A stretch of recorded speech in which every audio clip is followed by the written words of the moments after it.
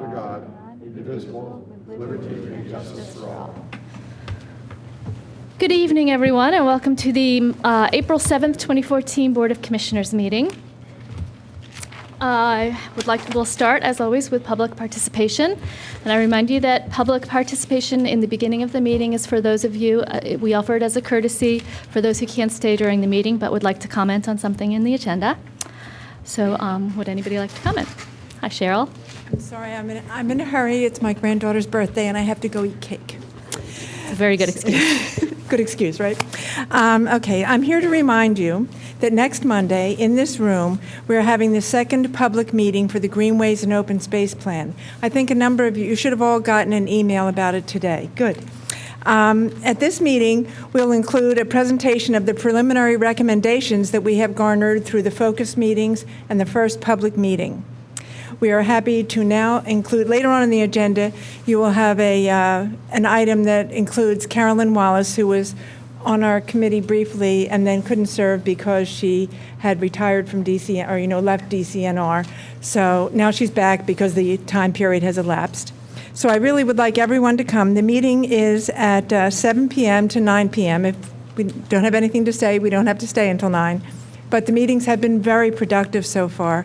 And we're hoping, as I've mentioned before, to make connections between the township parks and the transportation centers so that people can get around Radnor safely and non-vehicularly.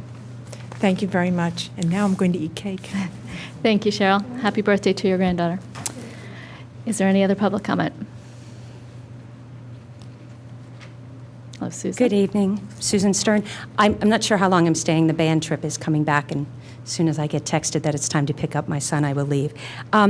I don't exactly know what the conversation tonight about the mixed-use ordinance is tonight, so I'm hoping I get a chance to watch it, if not here, then from home. And as someone who has spent a lot of time working on the mixed-use ordinance, and as a citizen who cares deeply about Radnor, I just have one request, however the conversation goes. When I observed the conversation about the CICD, many requests were made to include stormwater ordinances within the CICD. And the response was that that's a standalone ordinance, we should deal with that separately. Agree or disagree, that's a valid argument and a valid way to proceed. And my request is that the sign ordinances that are provided for within the must ordinance are very expansive. They are a big change from what our current sign ordinances are in many, many ways that I won't go into tonight, but there are some pretty big changes. And my request would be that you treat the sign provisions within the mixed-use ordinance in the same manner as the stormwater, i.e., take them out of the mixed-use ordinance altogether. And if the township feels that our sign ordinances need addressing, if they need modernization or reconsideration, that we treat that separately. The reason I say that is under our existing sign ordinances, for instance, off-premises signs are not allowed in the PLO. Under the mixed-use ordinance, the way it's currently written, they would be allowed in the PLO. And another definition of the term off-premises signs is billboards. And what I'm very concerned about as we develop the mixed-use ordinance and as we look at our sign ordinances is that the look of Radnor from the highway will change profoundly. The Blue Route, my understanding, I've lived here 25 years. My understanding is that there were 30 years of lawsuits to bring the Blue Route town by town. And there were a lot of fights. Townships wanted to preserve the suburban nature, the quiet nature of their neighborhoods. And this ordinance has the potential to really dramatically change what Radnor Township looks like from the Blue Route. And if you drive the Blue Route, and that's going to be my second request, drive the Blue Route some night. It'll take you 40 minutes up and down. What you will see is that south of the Schuylkill, there are not signs of any kind. It's actually quite difficult to see advertising at all, even at Marple Crossroads. It's screened with trees. There was a very deliberate, purposeful attempt to keep the suburban communities, Media, Swarthmore, Radnor Township, Marple Township, Haverford Township, to keep them looking suburban and bucolic, even from this very large highway. And it would be very sad to me if Radnor went in a direction where we profoundly changed the look from the highway. One of the conversations I've heard is that our ordinances are quite antiquated. Mrs. Tamola just had to leave. She was actually telling me, in fact, our sign ordinances were very carefully crafted from the 1988 comp plan, and they brought about the Design Review Board. There was a very concerted effort to think carefully about what we wanted our town to look like, and that the sign ordinances were specifically crafted to achieve a particular look for Radnor. And I would like to at least have us give that a lot of thoughtful consideration, kind of separate from the mixed-use ordinance. So thank you very much. Thank you, Susan. Is there anybody else who'd like to give public comment at the beginning? Okay, I am going to announce that we had an executive session immediately preceding the Board of Commissioners meeting today, April 7th, 2014, at which we discussed matters of personnel, litigation, and real estate. All commissioners were present except for Commissioner Curley, who is ill tonight. And we will have another executive session at the close of this meeting. Next, we have a consent agenda, which, as you know, is these are items that are perfunctory in nature and don't require any debate or discussion, and we just vote on them all at once, unless there's someone on this board or in the community that would like to lift one of these out of the consent agenda. I'd like to remove item C, Resolution 2014-39, please. Okay. Would somebody like to move to? I'll move the approval of A and B on the consent agenda. Is there a second? I'll second it. All those in favor say aye. Aye. Any opposed? It passes 6-0. Let's go ahead and take. I'd like to. Okay. Commissioner Higgins would like to make an Yes, announcement. it's a point of personal privilege. At our meeting on Monday, March 31st, we had a full and robust debate on the Villanova Comprehensive Integrated College Development Ordinance. And during the course of the discussions, when it came to my turn to express my views, I talked about the aerial photographs that were circulated to our board by Mr. Richard Leonardi, and I went on to criticize the photographs and the superimposition of buildings on certain parts of the photographs. And in the process of criticizing him, I went too far and felt that I was unnecessarily critical and even unfair to him.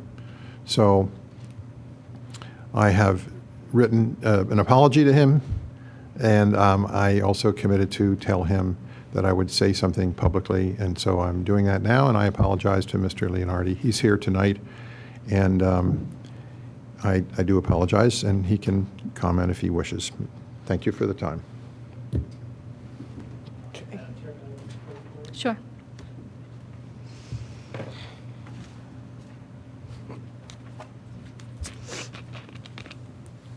The overhead, please.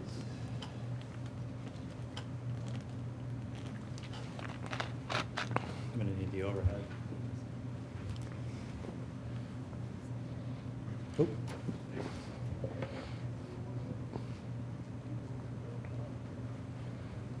Yep.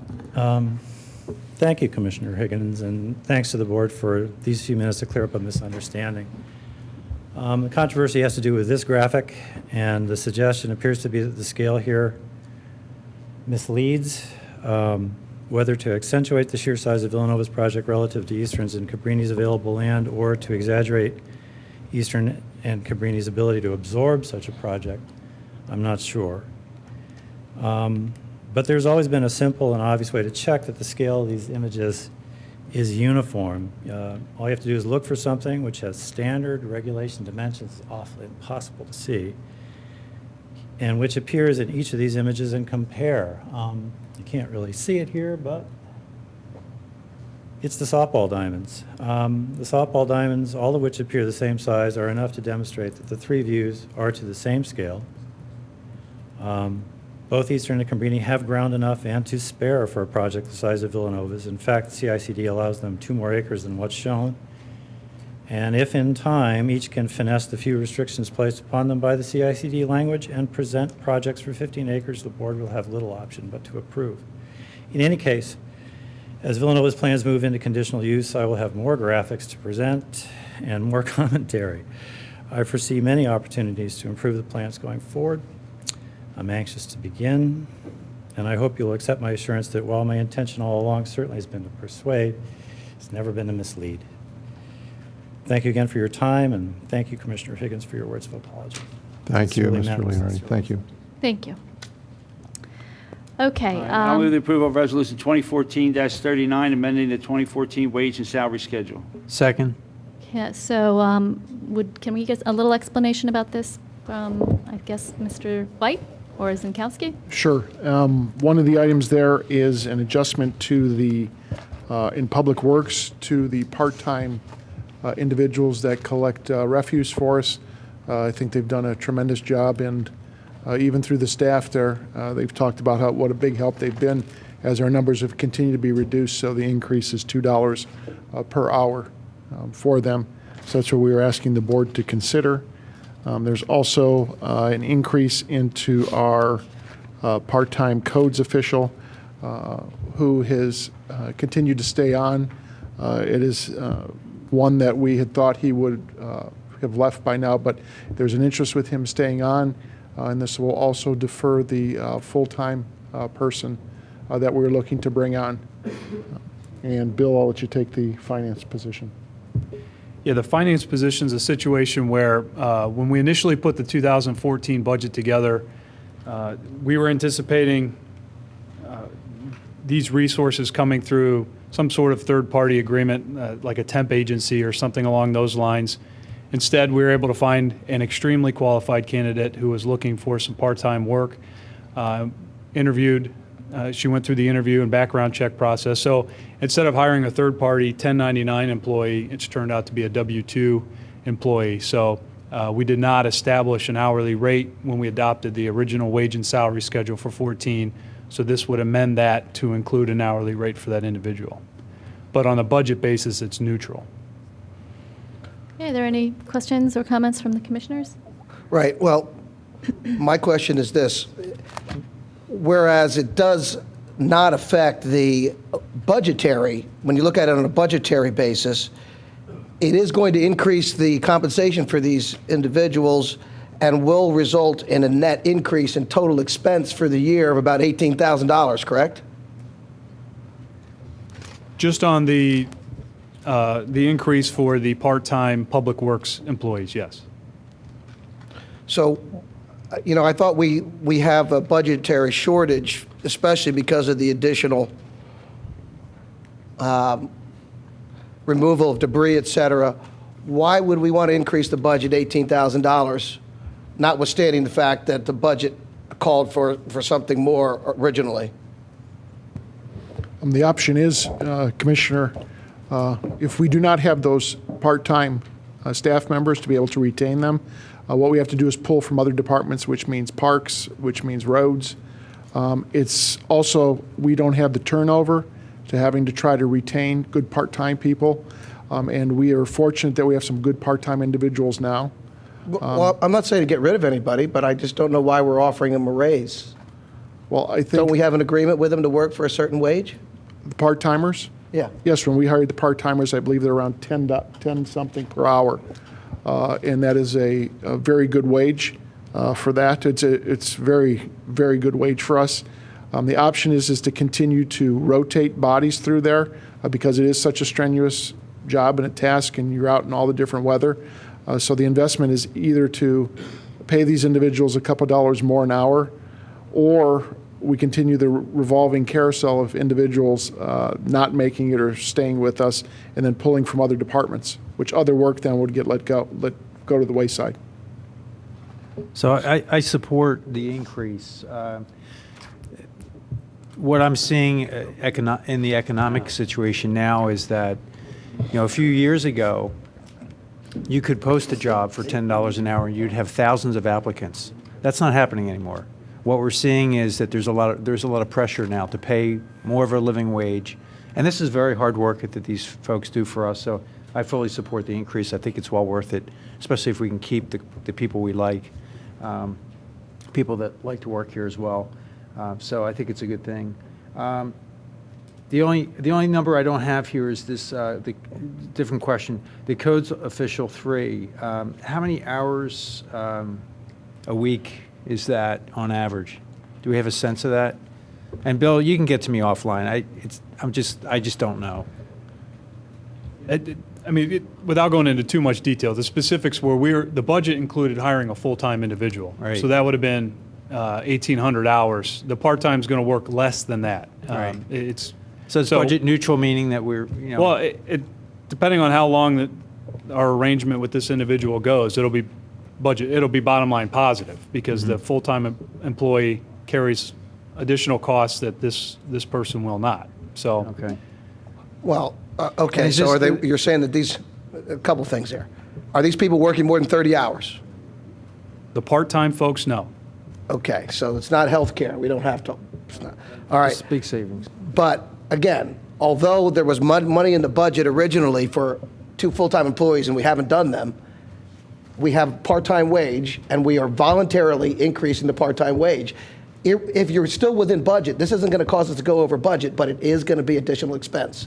And one of the hourly rates going from 35, it's going up $6.56 to 41.56. And the other one's going from 10.53 to 12.53. So those are substantial increases. They're not 3 or 4%. They're 20% roughly, or you can give me the percentages. I don't have it here in front of me, but I just don't see why we would increase our expense for the year.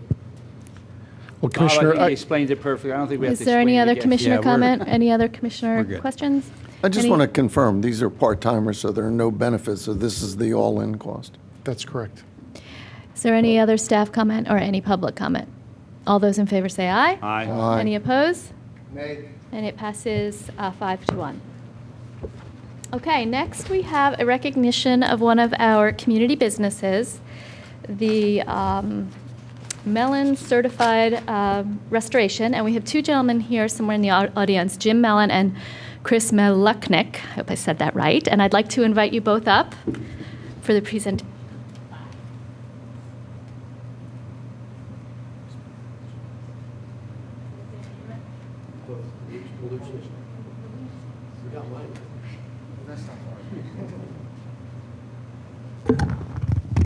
So I'm going to go ahead and read the plaque because I'm told it explains everything.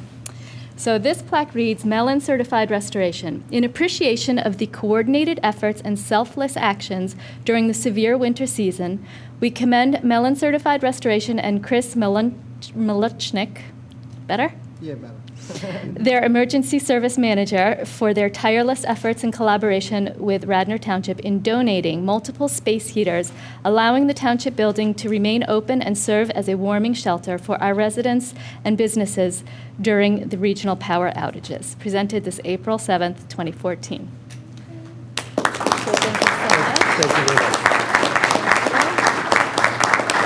Just another example of a business in our community really giving and reaching out and helping our residents, and just a really great example of good citizens, good corporate citizens. So would you like to say anything? Thank you.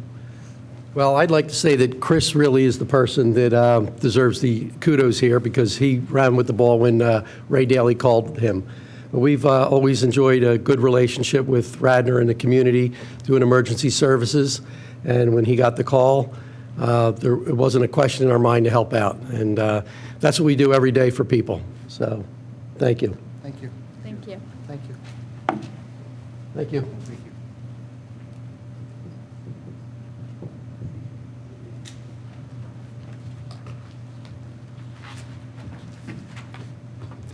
Okay, next we have an appointment to the Greenways and Open Space Subcommittee, which I think Cheryl gave us a little preview earlier.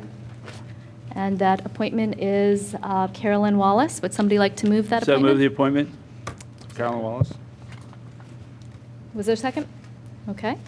I don't think we need to discuss that at length, except to say that we are so lucky to have her willing to volunteer in our township. She is really, really talented and skilled in this area, and she will be a great addition to this committee. I agree. I know her. She's a fine individual, fine person. But Kevin, I have one question. It's a volunteer position, is it not, that we're making this appointment for? Yes. But in our packet is a letter from her to you, and in which she says, my hourly rate is $175. Part of the services that the subcommittee is working on is an in-kind contribution, and as part of that, all of the volunteers get assigned a certain rate.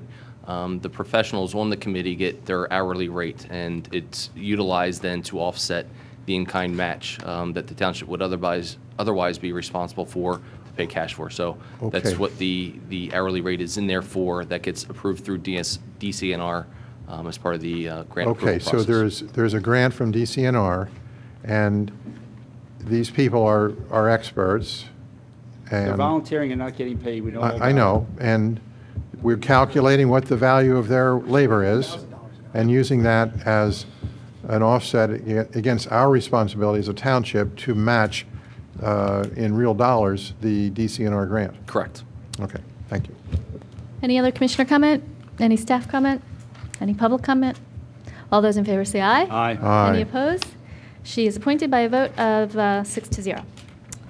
Next, we will do our committee reports. We'll start with Personnel and Administration with Commissioner Fisher. Thank you. First item is I'll move to authorize the advertisement of an ordinance approving a 10-year lease of Willows Mansion incorporating the April 2nd, 2014 improvement and adaptive reuse proposal of Jeffrey A. Miller Catering. Second? So I don't know if we want to hear, Bob, would you like to give us comment on this? And is anyone here from Jeffrey Miller? Would you like to come up and give us some discussion on the topic?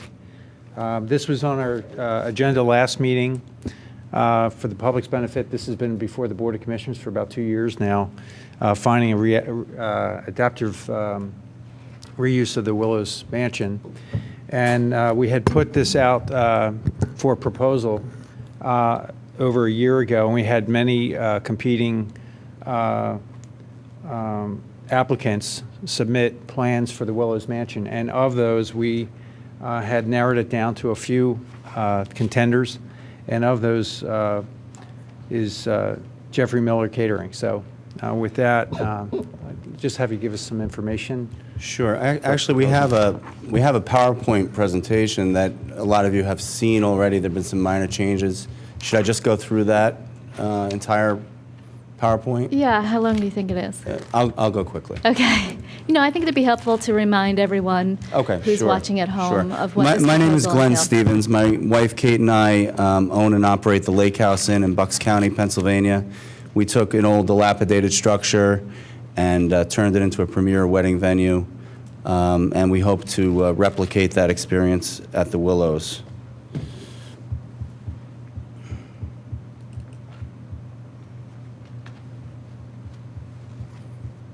Wow. Okay, so here is a beautiful. I'm sorry. Yeah, I think I can just do it manually.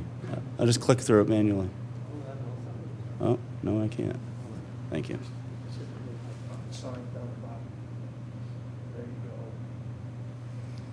I was just telling Bill White in the lobby that I typed all my college papers on a typewriter. So. Here it is. Wow. So, They have cars then, too? It was a long time ago. So here's a beautiful drawing of the Willows with our proposed ballroom off to the side, 2 beautiful terraces, a beautiful path leading down to the ceremony area. Project summary, as I mentioned, we had the identical experience at the Lake House Inn. Jeffrey Miller is our caterer at the Lake House. He's the largest wedding caterer in the Delaware Valley. We want to expand the event space both inside the mansion and with the new atrium. We're preserving the property 100%. We're preserving all existing township uses and community uses. We hope to partner with the Wayne Arts Center to provide art classes, artwork, just to bring a little more life to the space. We are promoting a farm-to-table menu we hope to have some gardening area near the mansion to grow our own herbs and vegetables and use those as part of our offerings. And of course, we want to eliminate the operating losses that the township has sustained over the years. We all know the current conditions of the Willows. It's in bad shape. It's in desperate need of a renovation. Our solution is to add one large ballroom, which is what the Willows is missing now. You need a large space to attract larger parties, to attract the right kind of parties. So what we suggest is that we're going to build a large atrium, ballroom, just to the left if you're looking at the front of the mansion. We're going to refurbish the mansion interior, enhance the community uses through that new refurbished space. We hope to add Wayne Arts Center classes, the farm to table. We're going to actually eliminate the township expenses and guarantee revenue. We have the venue management and marketing expertise to make the Willows a premier venue, and we are going to preserve this beautiful historic property. So now we're going to move on to site improvements. So here's a site plan of the Willows. You can see the existing parking area. Here is the space where we propose expanding the parking area. There'll be some landscaping as you lead up to the mansion. The mansion is here. It's hard, it's not very well delineated, but this white structure is the new addition. Off to the side, it hides the servants, the old servants' quarters on the one side. A large terrace adjoining the existing terrace outside the mansion.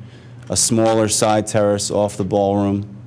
And then a path that leads down to what we call the ruins. It was an old swimming pool, but where we hope to perform the ceremonies, the wedding ceremonies themselves. Over to the other side, we have a beautiful alleyway that leads to a farm-to-table garden. The existing community garden sits adjacent, so we look forward to a great relationship with the community garden folks. It's going to improve the site dramatically. A little close-up showing the event structure against the existing mansion. Just a better view. The mansion improvements. We're going to renovate the existing building. We're going to add the event space, the ballroom. It's not really a prefabricated structure. It's going to be a structure made with prefabricated components that will be assembled on site. We chose this direction because we want to expedite the construction process. We want to get the Willows back up and running as quickly as possible. It's going to be a beautiful space. We need to sell weddings. In order to sell weddings, the space needs to be beautiful both inside and out. It's going to match the existing architecture, but it's just going to give us that additional space we need to really do some wonderful events at the Willows. There's the expanded terrace that I pointed out on the site plan and the wedding ceremony ruin area. So here's a drawing of the mansion improvements themselves. Here's the existing mansion. There's some handicap access provided through this way, the new ballroom, the new terrace, the existing terrace, and then we just opened up a couple of the rooms inside the mansion itself to allow for a cocktail space. And then there's the existing arboretum on the one side, the arbor room. And we've added a handicap bathroom at that level. There are handicap bathrooms at this level. And there are new bathrooms for the ballroom use. That'll be new construction adjacent to the ballroom. Here's a close-up of the arbor room showing the handicap access, the private dining area, handicap restrooms, both on this level. There's a few steps down to the arbor room as well. Here's a picture of the existing arbor room, and here's an inspirational picture of what we hope to create in that space. And again, just to give you an idea of the level of finishes and the style that we hope to replicate. The mansion floor plan itself shows the main drop-off at the front door, the handicap drop-off, the existing kitchen area, and then the new bathrooms, the new ballroom, the new terrace. Here are just some photos, actually, of the Lake House Ballroom, but it's going to be different, but just to give you an idea of how dramatic and wonderful the space can be. A very elegant event. I think this was about 220 people. So here's a photo of the existing Willows mansion. Here's the Willows with the additional terraces. The arbor that was part of the original structure is being recreated. And, of course, the ballroom, which remains lower, the roof line remains lower than the mansion itself, so as not to take away from the drama of this beautiful building. The existing ceremony area, the proposed ceremony area, the existing courtyard, the proposed courtyard, that should say courtyard platform. Code compliance. We've had a lot of discussions with Township staff and our architect. I'm not a code compliance expert, so it's really going to be up to the architect and the Township staff. Obviously, we're going to do whatever is required to bring the mansion up to code. We talked about the additional parking and the use. We have incorporated stormwater management into our plan to cover the area covered by the ballroom and the additional parking. Life safety. Phase 1, it says fire separation. That may be suppression instead of separation. Again, that's a question for the Township, for Kevin and our architect to decide exactly what needs to be done. The phasing and scheduling of the project. We hope to receive approval tonight, negotiate our lease, begin work sometime in the late fall or early winter.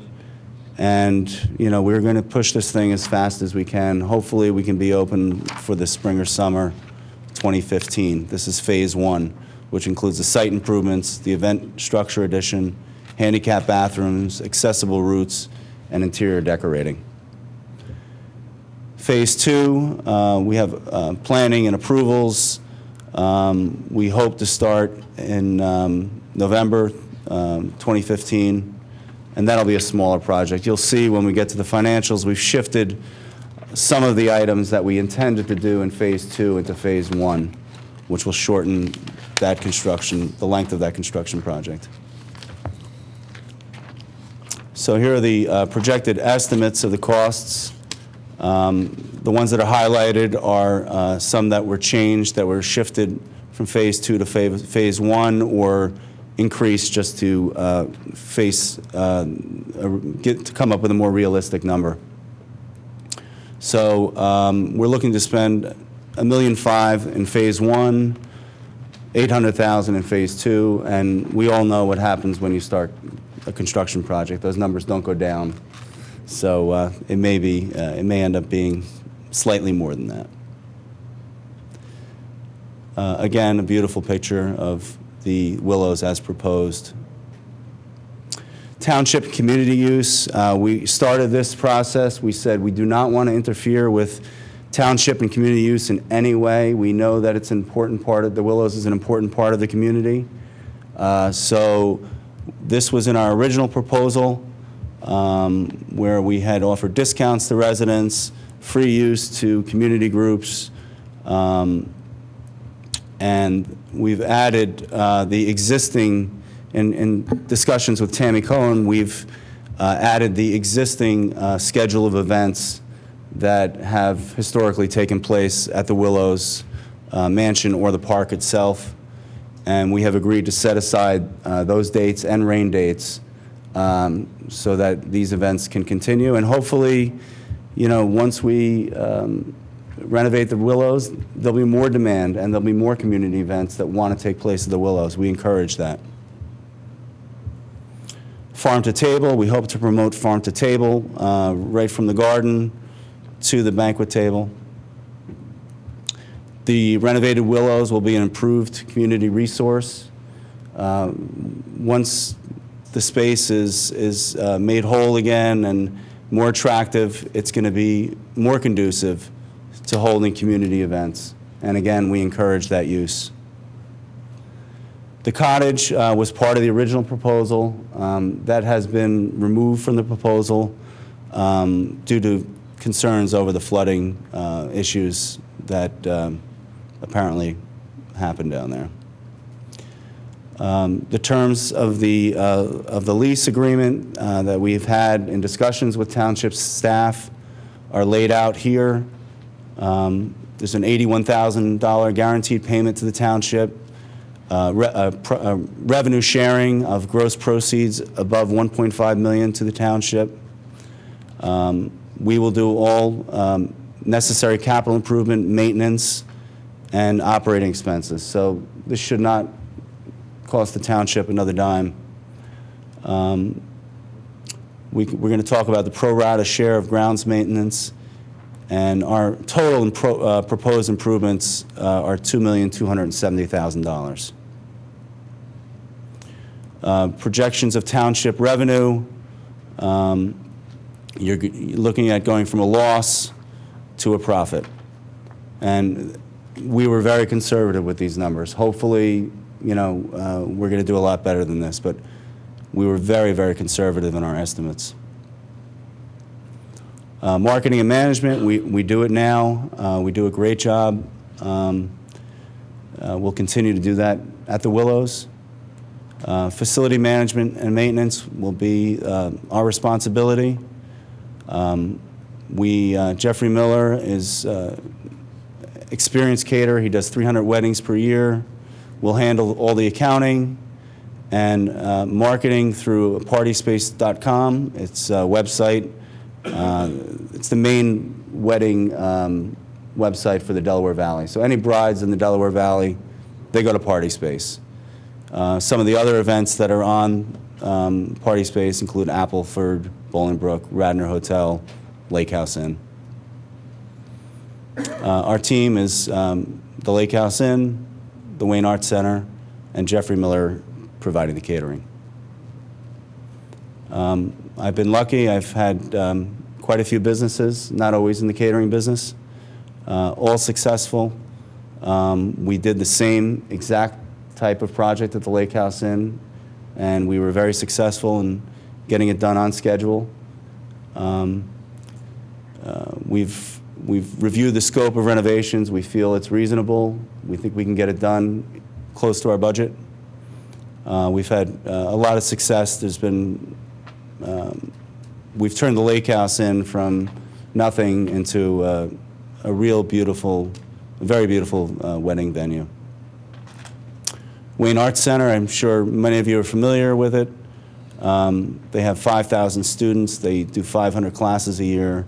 They have a large summer camp and large visitors. So we hope by partnering with Wayne Arts Center, we can bring some of those classes to the Willows. They can display some of their artwork and sculptures at the Willows. Jeffrey Miller Catering started in 1982 in college with a brunch and bed flyer.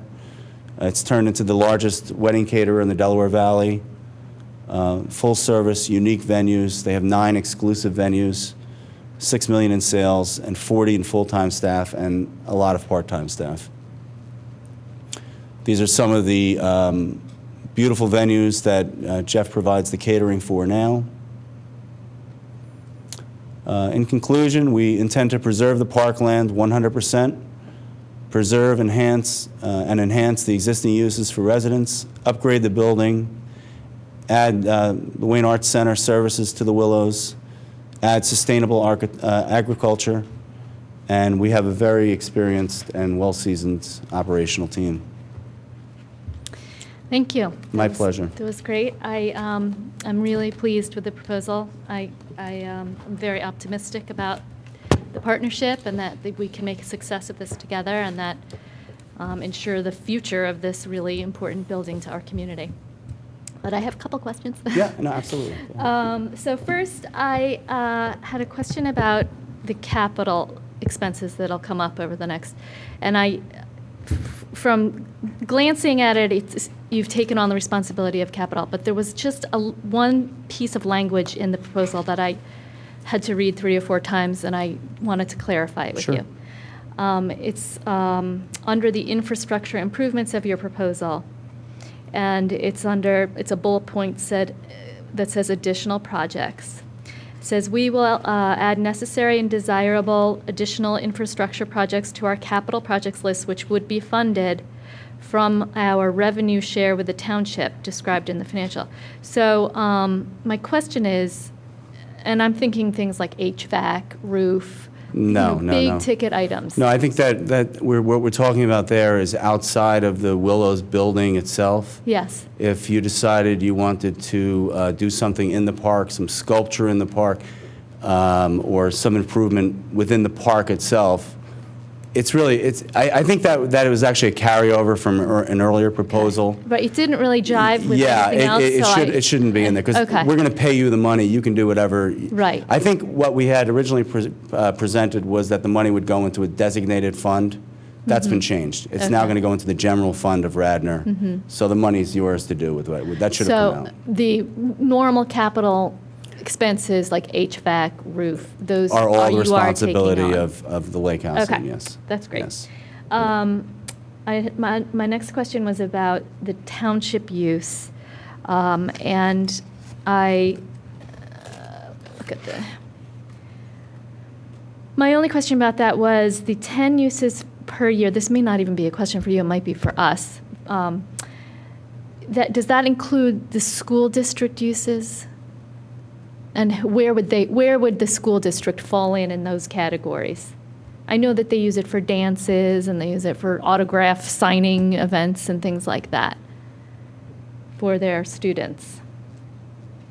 And I'm not really sure, are they township or are they township residents? or- I don't know that we were directed specifically to consider that. Our use is going to be mainly Fridays through Sundays. Midweek, I think we've said that the township, if there's something that comes up, it's not a problem at all. I think Tammy was going to give a response. Yeah, I mean, I think speaking to what was presented on the specific events within the township, those were outlined very clearly. I appreciate Right. you putting those in, Glenn. I think within the 10 uses weekday and the 3 weekend, that would be, That would probably with the include no that. charge, there would be some combination of that use within Okay. there. So there might be some limitations, on maybe what the volume was previously. But I think Glenn expressed to us that there would be flexibility as we would go through the calendar, I guess, on a yearly basis on Yeah, how that would our look. events Okay. will book up 6 months to a Long year ahead of right. time. Okay. So unless it's a long-term event, I mean, if the date's available, we'll make it available to you. So when put the pen to paper and do the lease, let's just make it clear that the school district also is included with township use, free township use. Because, they are the same thing pretty Yeah, much. that's fine. Okay, my last question was, so when is this lease going to start? The work, that you plan to start work next fall? Hopefully in the fall. yeah. So is that when the lease would start? Or Well, between it- the lease would start prior to that, because we would need the lease in place to obtain Okay. financing and. So over the summer, if you were holding lease, would you allow any use in it this summer, or? Yeah, absolutely. I mean, Okay. we can't start working until we get our permits from the township. Okay, So So until if- then. if there are events leading up to that, as long as the Willows is viable for that use, that's fine. okay. And once you start work, pretty much it's off the table? Yeah, I would think so. I would think it would be a safety issue once the work starts. If the mansion is completed prior to the ballroom and the township officials feel that it's safe to use, then, Okay. it would be available for use. Okay, well, those were my only questions, and again, I'm really pleased about the direction of this. I'm pleased that this group has, after a very circuitous route, risen to the top, and I'm really optimistic. No, thank you. We're proud of our plan. So I don't have any questions, but thank you for the presentation. Oh, thank you. Thank you for coming back to us with interest in this. We never lost interest. Yeah, well, thank you for being available to come back. Of the choices, of potential partners at that site, I thought your proposal was more in line with my personal choice, because it seemed to be the highest and best use with not over intensity, and the fact that you wanted to be partners with the Wayne Arts Center and to make it more of a community type venue.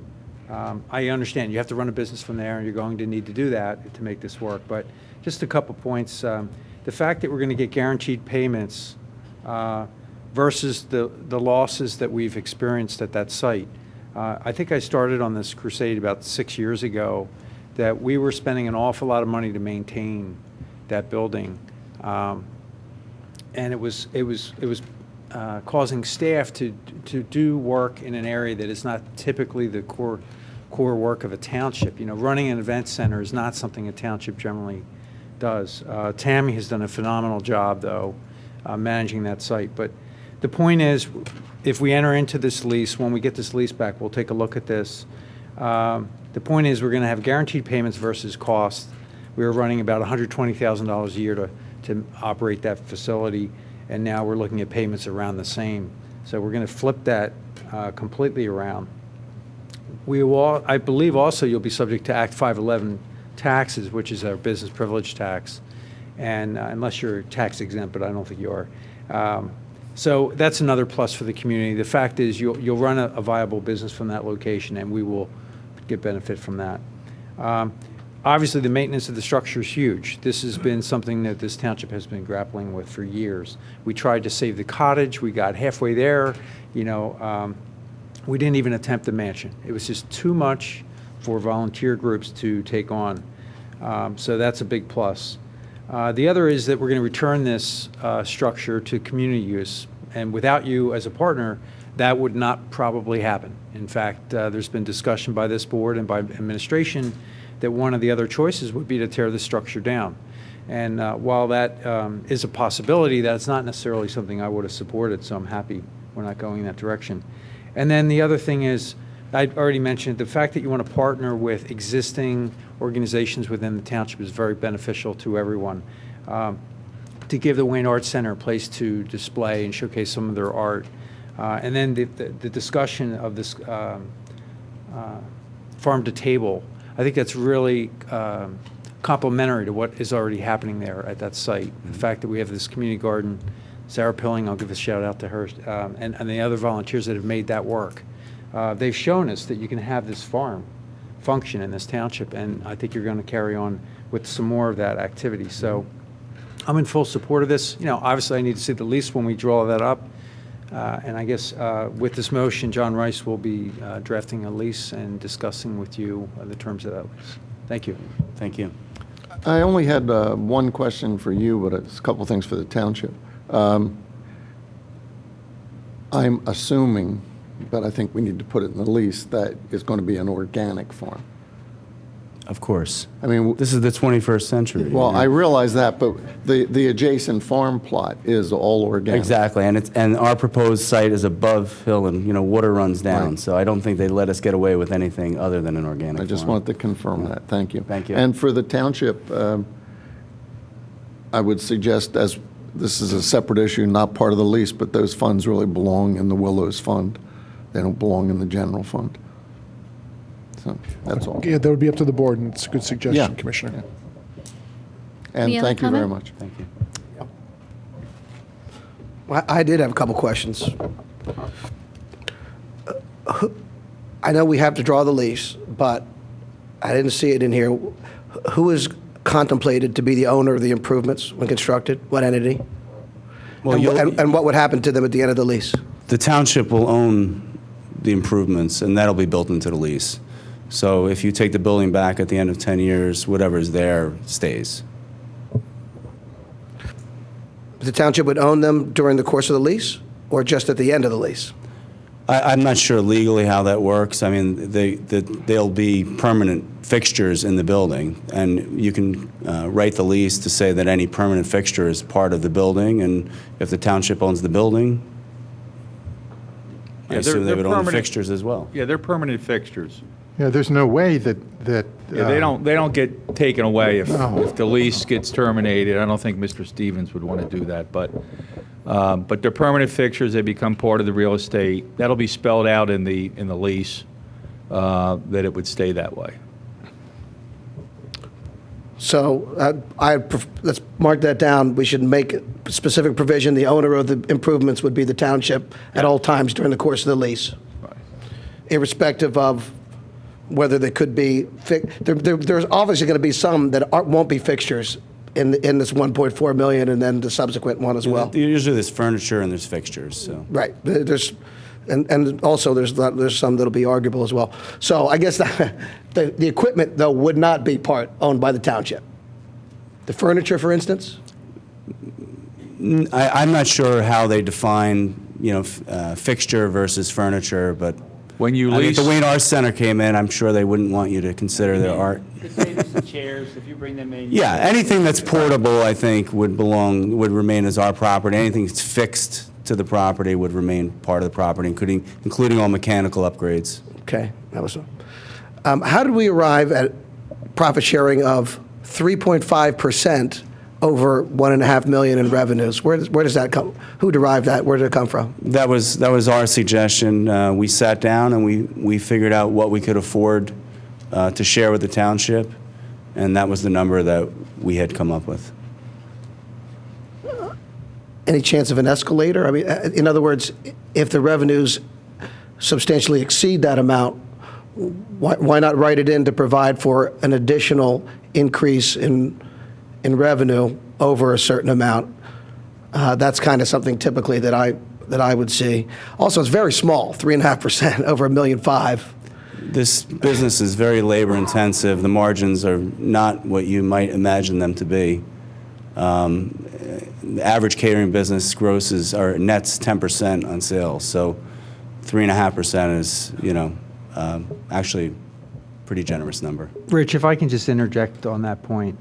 If we were delivering, as a landlord, to the tenant a structure in good working order and good condition, those percentages may not be good enough. But the fact that this tenant will have to invest $2 million of their own money into the structure just to make it compliant with our codes and to make it in condition that's worthy of having events at, really, it's very difficult to tease out. But if you take the $2 million over the life of the lease, you start to see that the profit to the taxpayer is quite higher than 3%.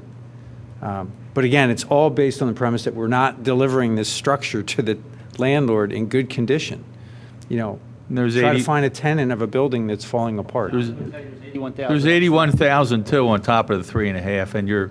I realize. I understand there's 81. You're giving away you're also relieving yourself of the maintenance and the code compliance issues, which I'm not sure what that total number would be over 30 years, but it's a lot of money. What I'm trying to get is, what was the analysis? Where did we get to that? That's kind of. That's their proposal.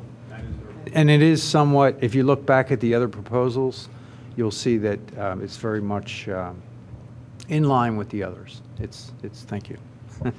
It's a market-driven number. So, we have had partners come to us with their proposals, and this is what the market is saying they're willing to bear in this arrangement. I'm just trying to see what the analysis was done. I don't think. I guess what I'm hearing is we haven't done our own analysis, and we don't know what kind of rate of return that is. Right.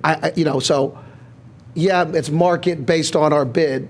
So another way to look at it is the cost of money. So if we were to invest $2 million of taxpayers' money into this, and we had to borrow that money, the maintenance cost on the bond for that would be about $150,000 per year. Well, but I don't think for 30 years. I would argue, John, that that's not the analogy, because we're not contemplating doing that. I don't think we would, so I wouldn't consider that. But again, that's all right. I just wanted to see what we've done. To me, it sounds like a very low number, irrespective of the significant points that have been made here. Also, I heard a statement that this would be subject to business privilege and mercantile tax. John, can you confirm that the million, that this would be subject to the 3 mills? Well, if there's a business operating in the township, it's subject to the mercantile and the BPT. That's my question. So Yeah. your opinion is, and you'll Yes. also, we should distill that.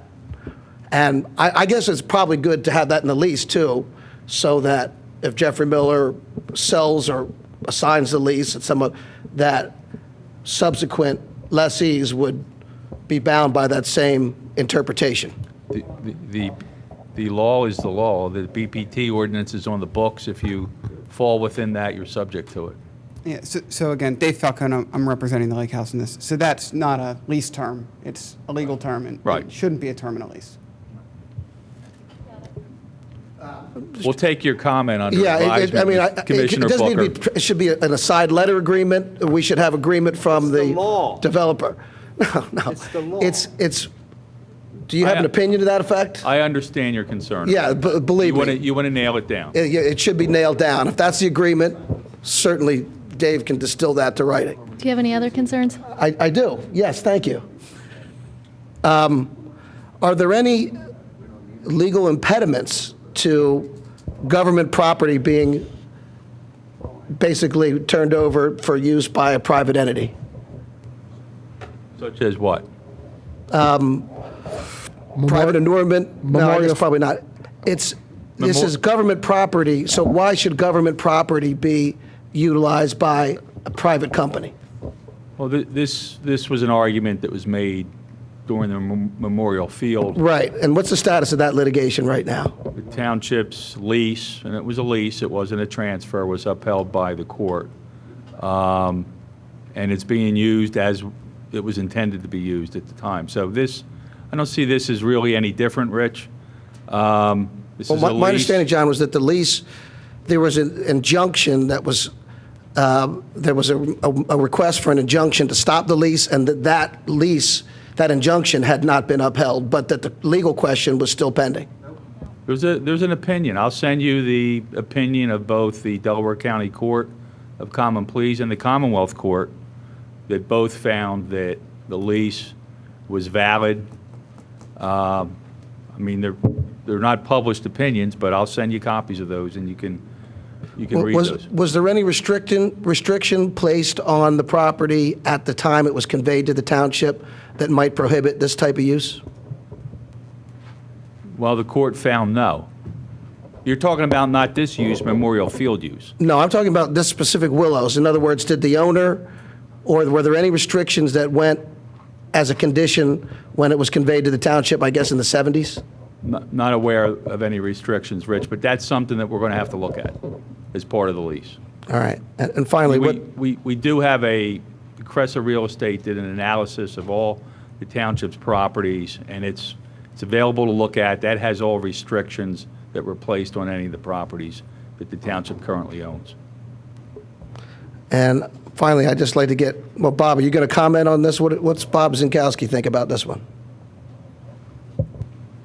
This proposal is being recommended by the administration. That for the last 2 years, this has been discussed and worked on. RFPs were received, so that's why, as part of their proposal, is what they put forward as the lease terms, conditions, the revenue sharing, and the revenue that's coming in. I think that this addresses a lot of the issues that the Board of Commissioners had, the concerns they had with preserving the mansion moving forward and with its use. I'm glad that Glenn came back, made contact with the township, and re-engaged that conversation here. I thought we had some very good conversations. I think this is a partnership that I think can yield big benefits for the township, but also I think this is the wave of the future of public-private partnerships, to where tax dollars are kept low, and maybe that's just me as an individual that I don't want to pay more taxes than necessary. I think that's a sense of the community as well, and these public-private partnerships are a way in which we can sustain a mansion like this and bring it back to its use and convert it from a residential use now to the use in which the township was using it, and bring this back. Was that always where, Did your opinion change on this at all, or has this always been your view? My opinion was, well, I think originally it's gone from the previous one, the Conroy Catering. I thought was a very good proposal. The board had decided that wasn't the direction we were looking to do to back up that loan. Second recommendation was to take the mansion down as an option. But here is when Lake House and Jeffrey Miller came back with this proposal to re-engage and have the conversation and dialogue that we had about how that partnership works. I think we were very satisfied with where this is going. No more Any other questions. Commissioner comment? Yes, I do. Thank you. Mr. Stevens, I really like the proposal. It's an exciting one. I don't think we could ask for anything more. And I know Jeffrey Miller Catering. My daughter chose him as her caterer for her wedding in August of 2012. So I know we've got a proven commodity there. But I do have some questions. I didn't find all the information I wanted. The first question is the partnership with the Wayne Arts Center for the benefit of the township, or the benefit of the Wayne Arts Center, or for the benefit of your joint venture? I think it's mutually beneficial to everyone. I know they're always looking for more space down at the Wayne Arts Center. I know that they can help to make the Willows more lively and display their art and have their classes. Will it enhance your ability to attract customers? Sure, of course, of course. And I couldn't quite tell what space will they be occupying in the building? The space is going to be wide open. So if they decide they want to put paintings on one wall or a sculpture here, and then their classes wouldn't have a permanent classroom. They would come and they would use the space, and then they would leave, and then the next group would come in and use the space. So it wouldn't be a permanent installation as far as classroom space is concerned. But as far as displaying the art, they would be free to choose wherever they'd like to display their art. Okay. And are they paying you for that privilege? No. So it's a mutually beneficial agreement. Okay. With no financial consideration.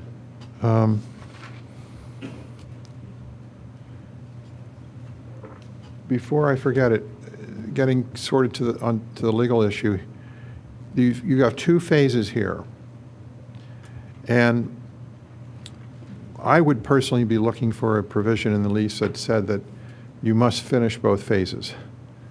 In other words, if you get to the end of phase one and you say this isn't working out, then we've got a legal problem. And so the issue of damages and all other objectionable things might arise, but I would be looking for something in the lease to make sure that you're there for the long haul.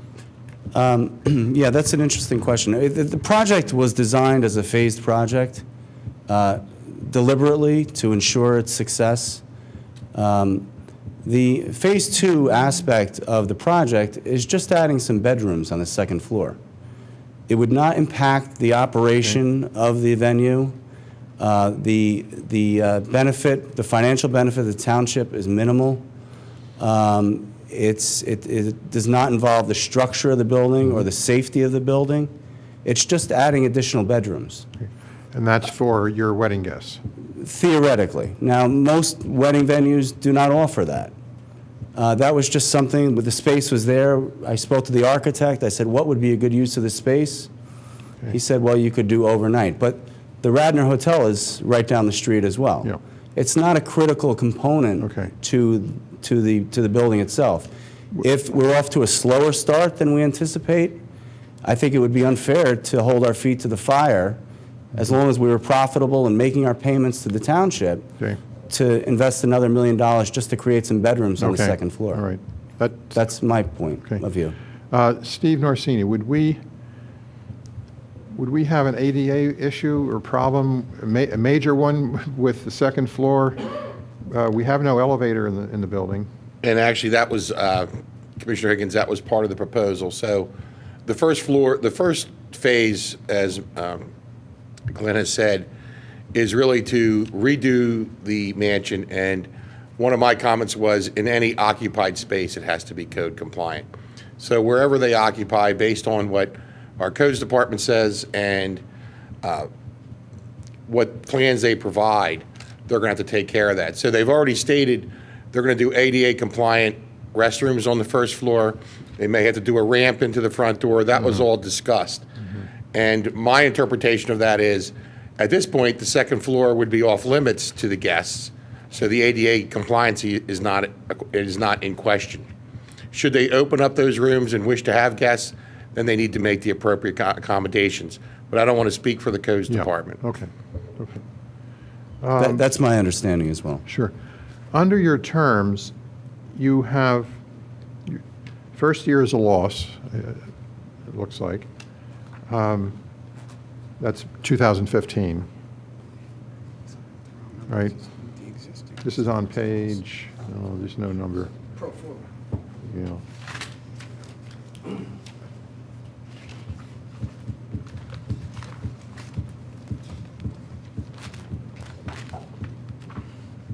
You've got nothing for direct expenses in any of the years. What is the reason for that? Because the township won't be incurring any direct So expenses. this is our profile. Those are your numbers. Yeah, Okay. that's the money that we'll be paying to you. So we don't have to worry about your profitability in this, although I kind of do worry about it. Well, thank you. I don't, no. I appreciate that. I mean, I don't want to be in a position of starting out with this glorious project and then it failing after 9 months. Yeah, no, and it would be devastating for myself and my wife as well. We have experience. We've done our research. We have a great team. I mean, business is business. You take a chance. Yeah, okay. But we're not going to know that until we complete the construction and open for business. If we fail after that point, the asset will go back to the township. Right. There should be no harm, no foul at that point. Okay.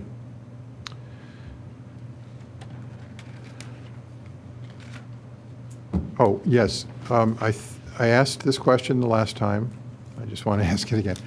You're not going to be running or operating a business in the building to serve the outside world. There won't be a catering business being run out of the building. No, no. Anything we do on site will be specific to that site, and that Okay. could be built into the lease as well. Okay.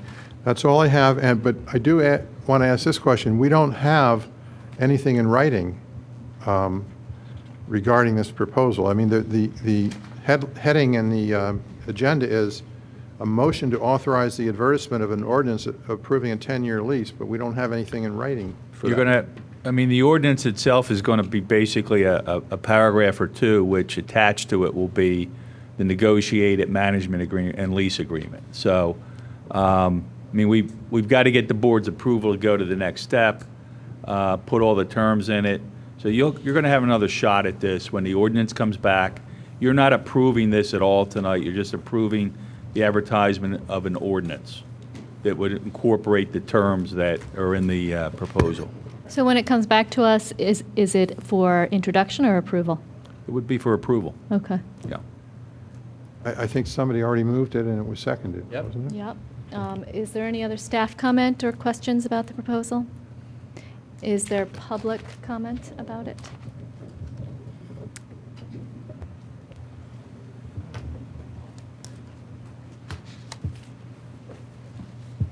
Sarah Pilling, Garrett Hill.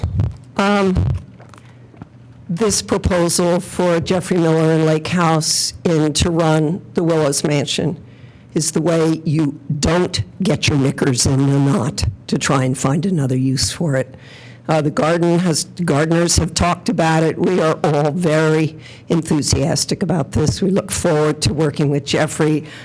I see it as a complete enhancement of the Willows Park for the township. I've said it before, imagine whatever it is you do on Sunday morning, go out for breakfast or go to church, and you say, well, let's go to the Willows, let's go look at whatever art exhibit is in the mansion. They get to see the mansion, and then we go for a walk in the park. It's just another asset for Radnor residents, and I'm thankful that they have come in and want to do this. This is much better than tearing the building down.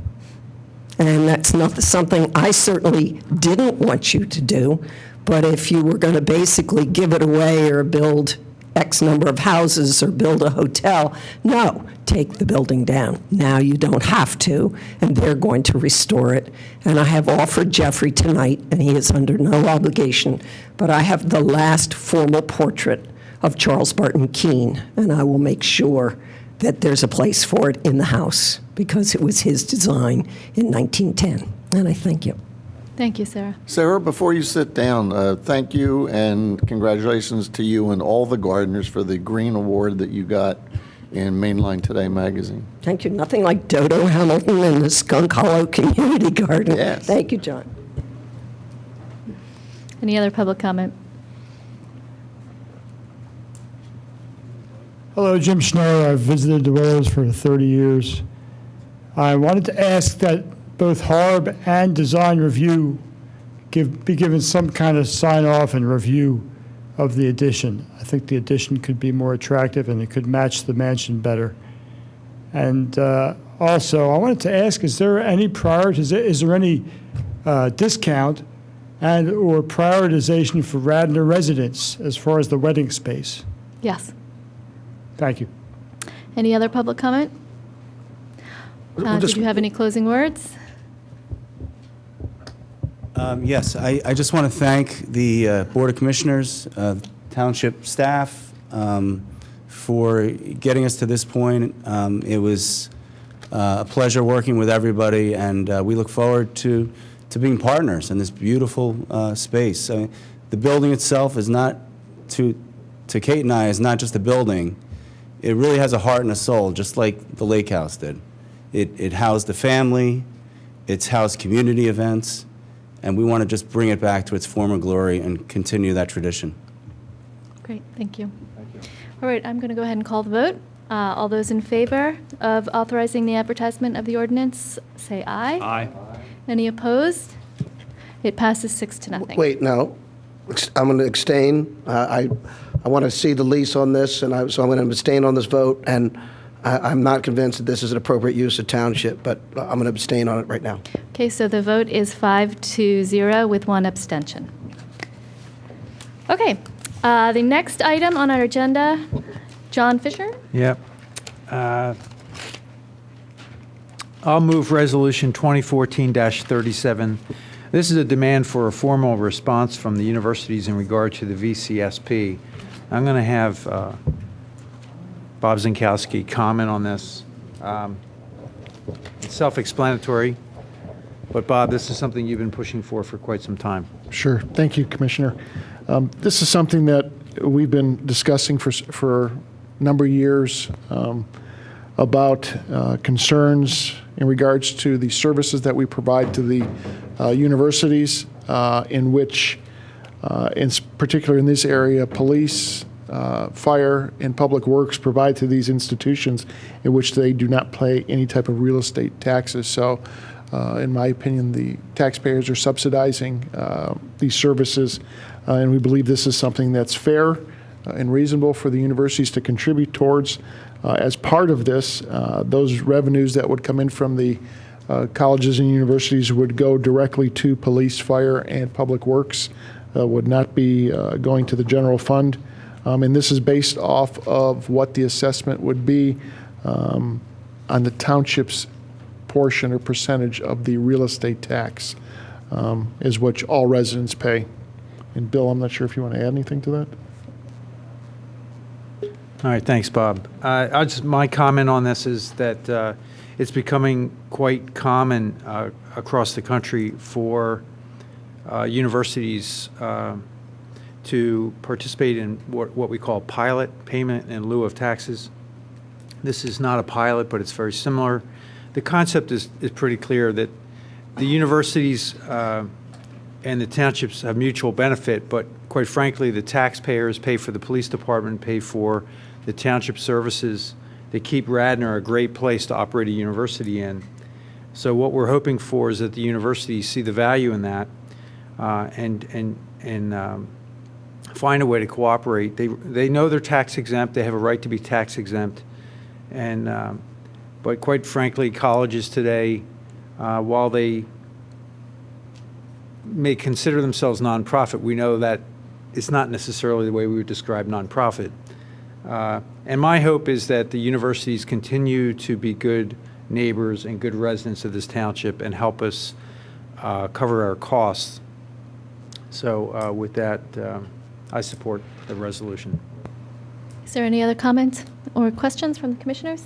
I guess I just have a question about how can you compel someone to give a response? I'm just wondering about how you can do that. What if there's no response now? Do we get any further? Okay, any other comments or? Yes, I would like to point out that we do have one institution of higher learning in the township, Valley Forge Military Academy and College, which has made payments to us voluntarily for a number of years. I don't know how many years, and I don't know what the current level of payments is, but our resolution doesn't acknowledge that or doesn't make a point of reciting that, but I think it ought to be on the public record that they do make those payments. Thank you, Jim. Any other comments or questions? Any staff comment? Just one real quick, actually two now. It should also be mentioned that the Barak Academy also does pay a payment in lieu of as well. So we actually have two institutions in town that make those payments. The one thing that jumped into my memory there while Commissioner Fisher was speaking is that this is also an item that CARFAC has spent quite a bit of time on since they were organized. And they've done a lot of the same type of research around the country, payments in lieu of that have been agreed upon between municipalities and hospitals and institutions of higher learning. So they've done quite a bit of work on this as well. And while they don't have a formal vote from that group saying, yes, do this, the conversations have been with that group saying, yes, it seems fair that Villanova, Eastern, and Cabrini would be paying their fair share as well. Thank you, Bill. But there's no penalty provisions, and we don't have any right to institute any penalties, right? It's not voluntary if you have a penalty. Any other comment from staff? And any public comment? All right, all those in favor say aye. Aye. Any opposed? Passes 6-0. All right, next we move on to community development. Commissioner Curley's not here, so I will handle it. We have one item, and that is a discussion regarding the possible use of a must ordinance in Radnor. Everyone knows we've been discussing this for years. And tonight we're going to take a step back and we're going to do some general discussing about the concepts behind a must. Before we do that, I'd like to apologize to members of the community who may have been told that we were going to tonight present a by right analysis by an independent consultant. That's what we had planned to do tonight. We had hired an independent consultant to do, who's not connected to the township, not connected to any of the parties, to do a by right analysis of what could be built there under current zoning.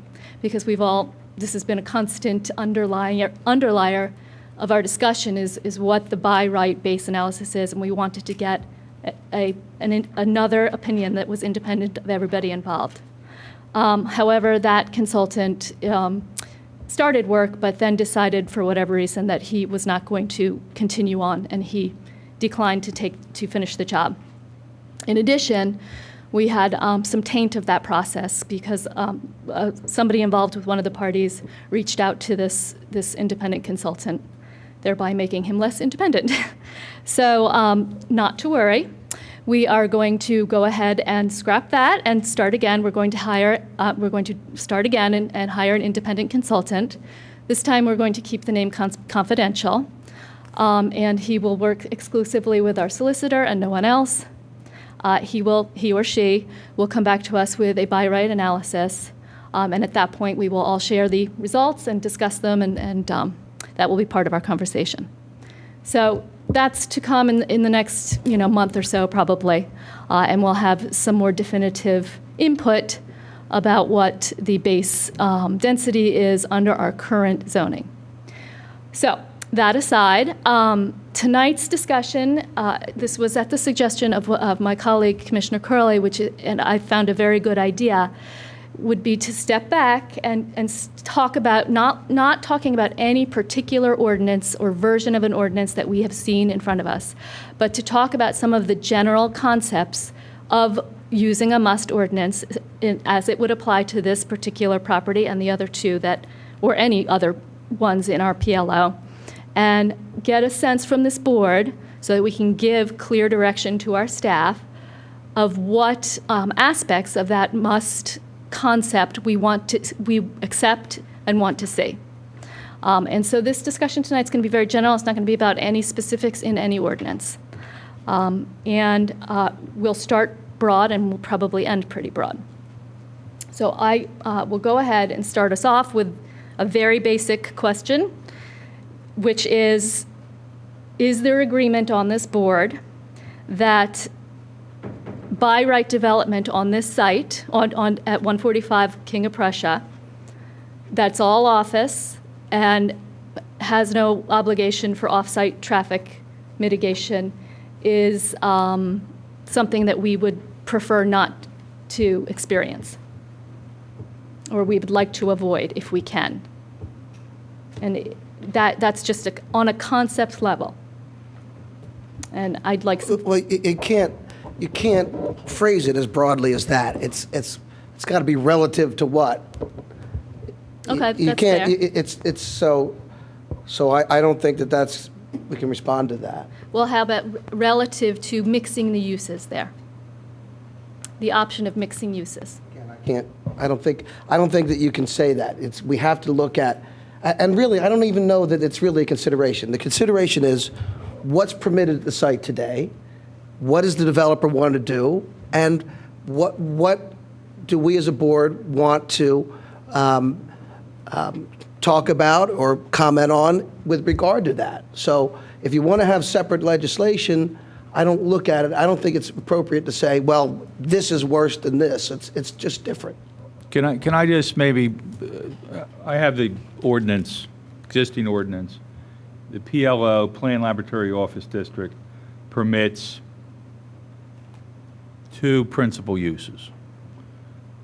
First one, scientific or industrial research, testing or experimental lab or similar establishment for research or product development, provided there's no commercial production or storage of any commodity or substance except for storage necessary for scientific research. So I think what we've called the lab use that's been there, scientific or industrial research, testing, or experimental laboratory, or similar establishment.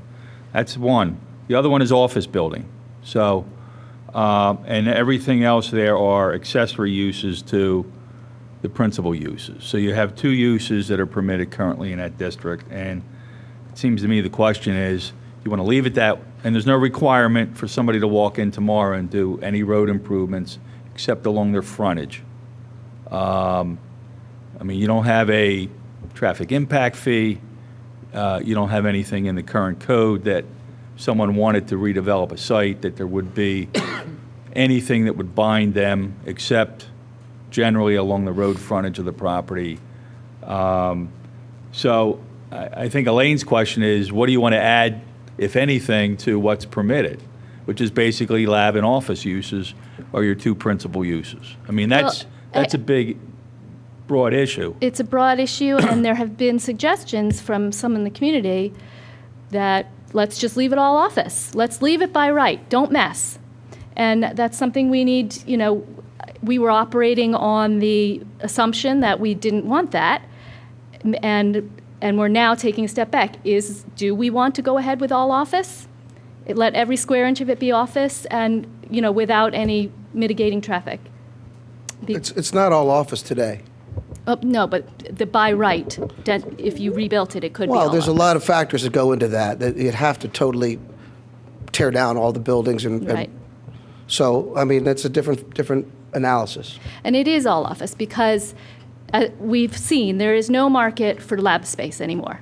So under current zoning, redevelopment is all office. Those are the 2 uses you can do there, lab and office. There's no market for office. So there's no market for lab. So it's all office we're looking at. It's not our issue what there's a market for, Lane. We're Board of Commissioners. We don't determine what the market. So I'd like to add some constructive thoughts to this. And I speak about this from my experience of being part of, I'd mentioned this last meeting, of the WBOD, the Wayne Business Overlay District, and then the Garrett Hill zoning districts. And one thing that I learned in those processes is that when you talk about zoning amendments, you can have in this case, a zoning change for that site, and you can also have map changes that affect very specific areas like we did in, like we originally looked at in the Wayne Business Overlay District. But the whole point, you have to take a step back really and say, why would you change the zoning code? What is the goal? What are you trying to fix? What's broken? So I just come up with 3 rules for myself. The first rule is that the zoning amendment, it should be goal-oriented, and the first benefit should be the quality of life of all township residents. So no matter what you do, you know, like for instance, there might be a great demand for oil refineries in this area, but that doesn't mean we would necessarily want to bring oil refining into the township. There isn't. You know, that's true, you do know. But, you know, just for argument's sake. So, you know, this is kind of for me, this is my acid test. 2, ensure the character of the community is maintained. So whatever you allow under new zoning, make sure that it is compliant and in agreement with the existing character of the community that we currently have. And the third one is that it creates opportunity for redevelopment. Now, the devil's in trying to balance those 3, because you can create opportunity for redevelopment, but at the cost of the quality of life or at the cost of character. So you have to try to balance these 3 things. But one thing I've heard consistently about this site is that its existing zoning is outmoded. The PLO districts in this region, and I do have some firsthand experience in, because I'm involved in the pharmaceutical industry, not with the clients at that site, but the point is that the need for laboratory space, the need for clinical development space has changed dramatically in the last 10 years. What used to take labs the size of this room are now happening on a tabletop box that sits on your desk. So millions of tests can be performed by a machine that's no bigger than what this monitor in front of me.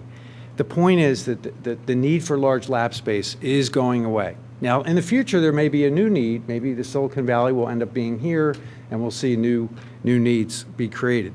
But if we look at that site, it is somewhat tied up in its existing zoning. And if we want to create opportunity for redevelopment, we have to be willing to do something like must. That's my comment. I have more comments. I'll let you guys say some things. John Rice, am I correct that the scientific lab and research on the one hand and office building on the other hand are, it's an either-or situation? You can do both. Yeah, you can do both in the same site. Both, okay. So the way I'm looking at this right now, in answer to the question, do we want to go with an all-office situation and not be creative, is that we're very, very spoiled right now. We have a minimal amount of traffic going to and from the old Wyeth-Senecor site. If we were to not do anything and let the developer here proceed with an all-office building, then I think we're inviting disaster for the people that live in this township. I envision if we have, I don't know what the number is on square footage, we're going to have our expert tell us that, but if it's 300,000, 400,000, I visualize 500 or 1,000 ants going to the anthill in the morning and 500 to 1,000 coming out at night if it's all office. Whereas if you get creative and keep that from happening by having some office and something else, and you distribute that activity throughout the day, then I think we help our citizens, our residents, who expect us to do that. And I think we're all spoiled now because that part of the township, with Senecor having been gone now for, what, a year, Kevin? That we're really putting ourselves in a position of having a development of all offices that I don't think we're going to like. So I'm in favor of being creative here and looking at other things. Well, I was going to say, even irrespective of this case that we're talking about, you look at what's going on in the world today, and one of the things you keep hearing about is people are using mass transit more. People want that. People like to live where they work if possible. And we've seen the renaissance in Radnor driven mostly by restaurants, that Radnor is a great place to live and people want to live here. All those things fit into the whole concept of must that we're talking about. Transit-oriented development's not new, but it has been extremely successful where it's done properly. And from that aspect, I think the must concept is great. Now, with this regard to this specific deal we're talking about, I believe the answers that we've already seen from our staff and our consultants. And the last thing I want to see is 2,000 cars on that site. So we need to be creative and figure a way to, if there's 2,000 cars, they're not all coming and going at rush hour. We've made mistakes in the past. For example, when the Sears closed, that never should have been converted from retail. That was a big error on our part. At the time, it probably looked good, but I don't think someone had enough vision to understand what was happening in the world. So I'm in favor of a must in general. I'm in favor of doing what is necessary to try to minimize traffic at this site, and also by going with something like a must, we can then ask the developer to do off-site improvements, and it'll be on their dime, not the taxpayer's dime. Bill, you have any thoughts? I agree with Jim and John. Okay, so on that issue, we have 5 commissioners who I just heard are interested in pursuing mixed use on this site. And one who's, the jury is still out, I guess. Well, yeah, I think that there's plenty of mixed uses that would be better than offices, but what we were proposed and what we were talking about, I don't think would be. Right, so we're not talking about that, we're So talking about it's relative. It's mixed use might be better, it might not. It's just, in a vacuum, you can't really make that decision. Okay, so now with that, clear majority is interested in pursuing a must. What can we do? We can make the loveliest must ordinance possible, but if it's not, if what a landowner has by right is more lucrative than the must, it's going to sit on a shelf, right? I mean, nobody's in the business of owning these large parcels for charity. They're there to maximize their profit. So we have to find a way, and I don't know the answer to this. I think we've been struggling this for 2 years, so that the landowner who has the option of doing all office, profitable all office, with no obligation to spend money on off-site traffic mitigation or incentivizing mass transit, we have to set up an ordinance, a must ordinance, that would entice that landowner to not do all office. And that's what we need to really think through. How do we do that? And how do we write a must that will get landowners, particularly the landowner of 145 King of Prussia, to use the must and not do all office? Well, let me just add, we don't need to have a must, right? First of all, there's nothing stopping any developer and the township from making any kind of agreement that is acceptable to both sides. So I think it's a red herring to say, well, we can't get off-site traffic mitigation. And also, I think that you have a lot more faith in what traffic mitigation can be done off-site than I do. But that aside, there's nothing that precludes any kind of arrangement with any developer. Secondly, there's nothing that would stop the developer from coming in and making any kind of an argument or requesting a variance or special exception. Why is it that we don't try to negotiate something on this particular site? Why would we rush towards special legislation that would be, has the chance for unintended consequences that could be abused? Why don't we just deal with it on a site-by-site basis? So I just reject the premise that we need special legislation to address any concerns that any of the board members might have with respect to this site.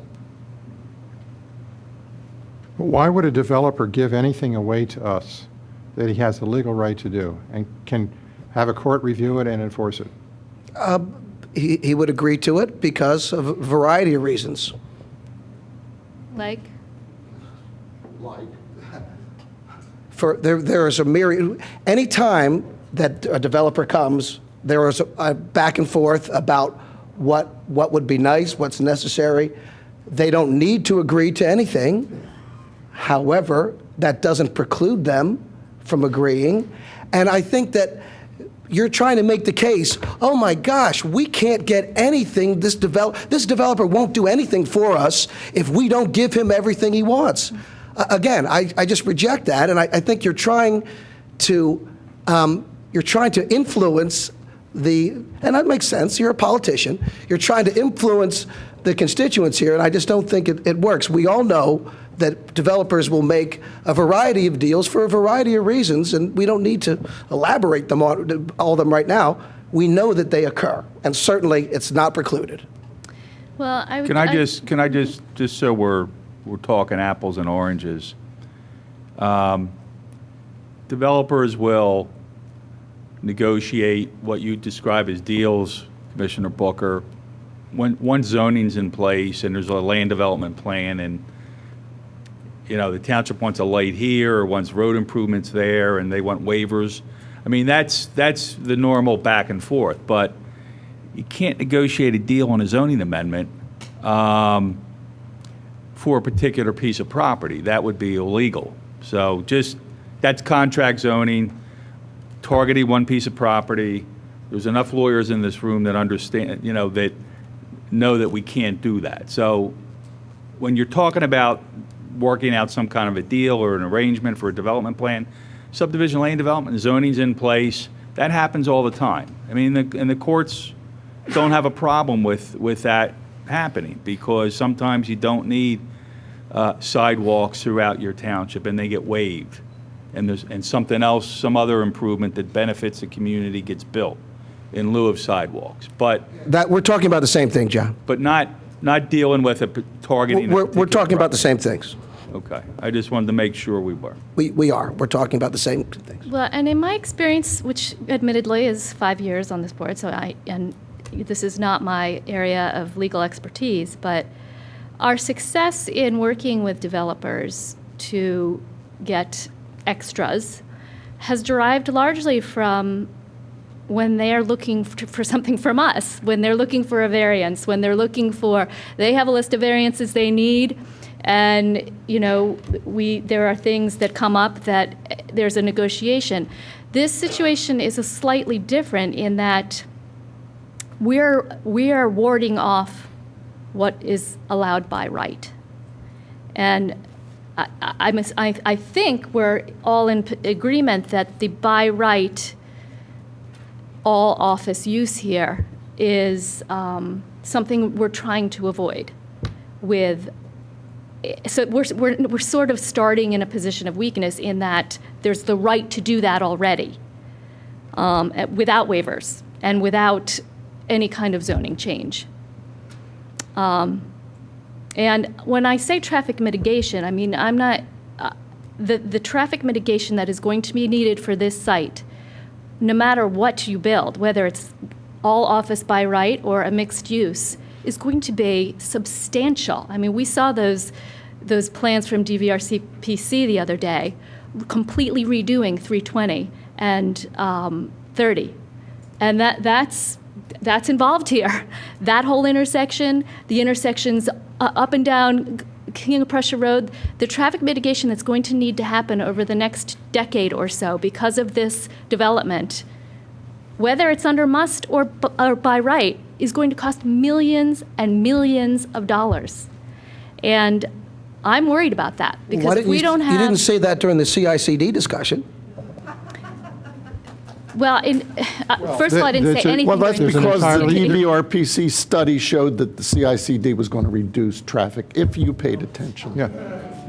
No, the CICD, under the Delaware Valley Regional Planning Commission, I looked at that study very closely, and I couldn't see that Villanova was going to make a measurable change or impact negatively on traffic because most of the new people that would use the parking lot, the parking garage and the theater and the dormitories are already counted. They're already out there driving and going places and using Ithan Avenue and Lancaster Avenue. So to say that we're off base by not applying that principle to the must is wrong. Sorry.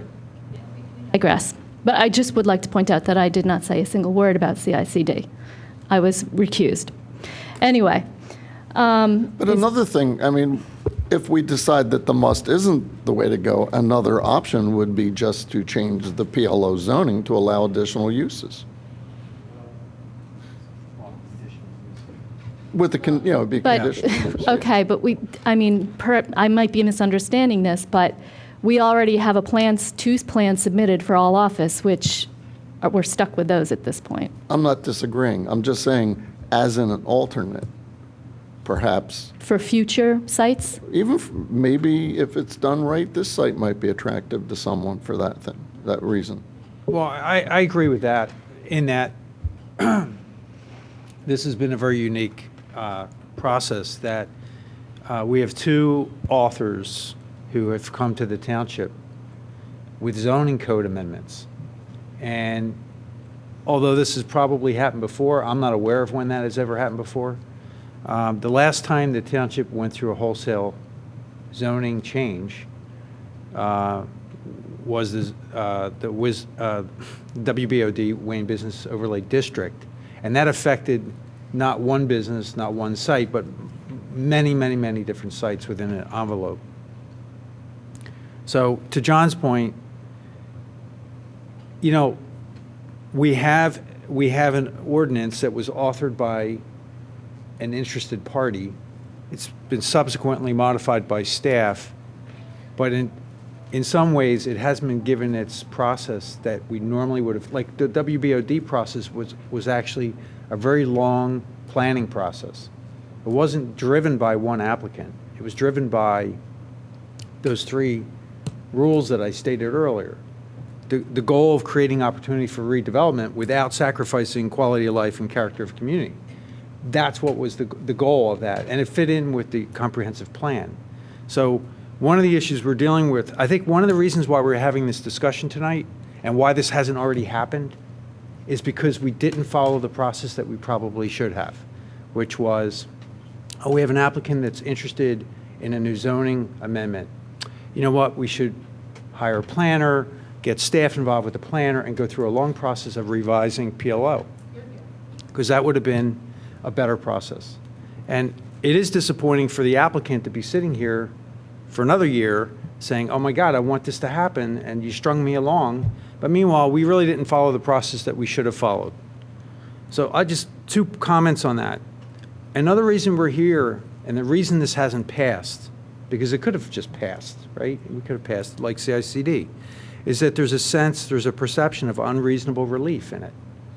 The applicant is asking for so much more than most people who read it sense they'd be willing to give up, right? And for me personally, I'm willing to grant reasonable relief in response to TOD, and I'm willing to grant reasonable relief in terms of mixed-use provisions.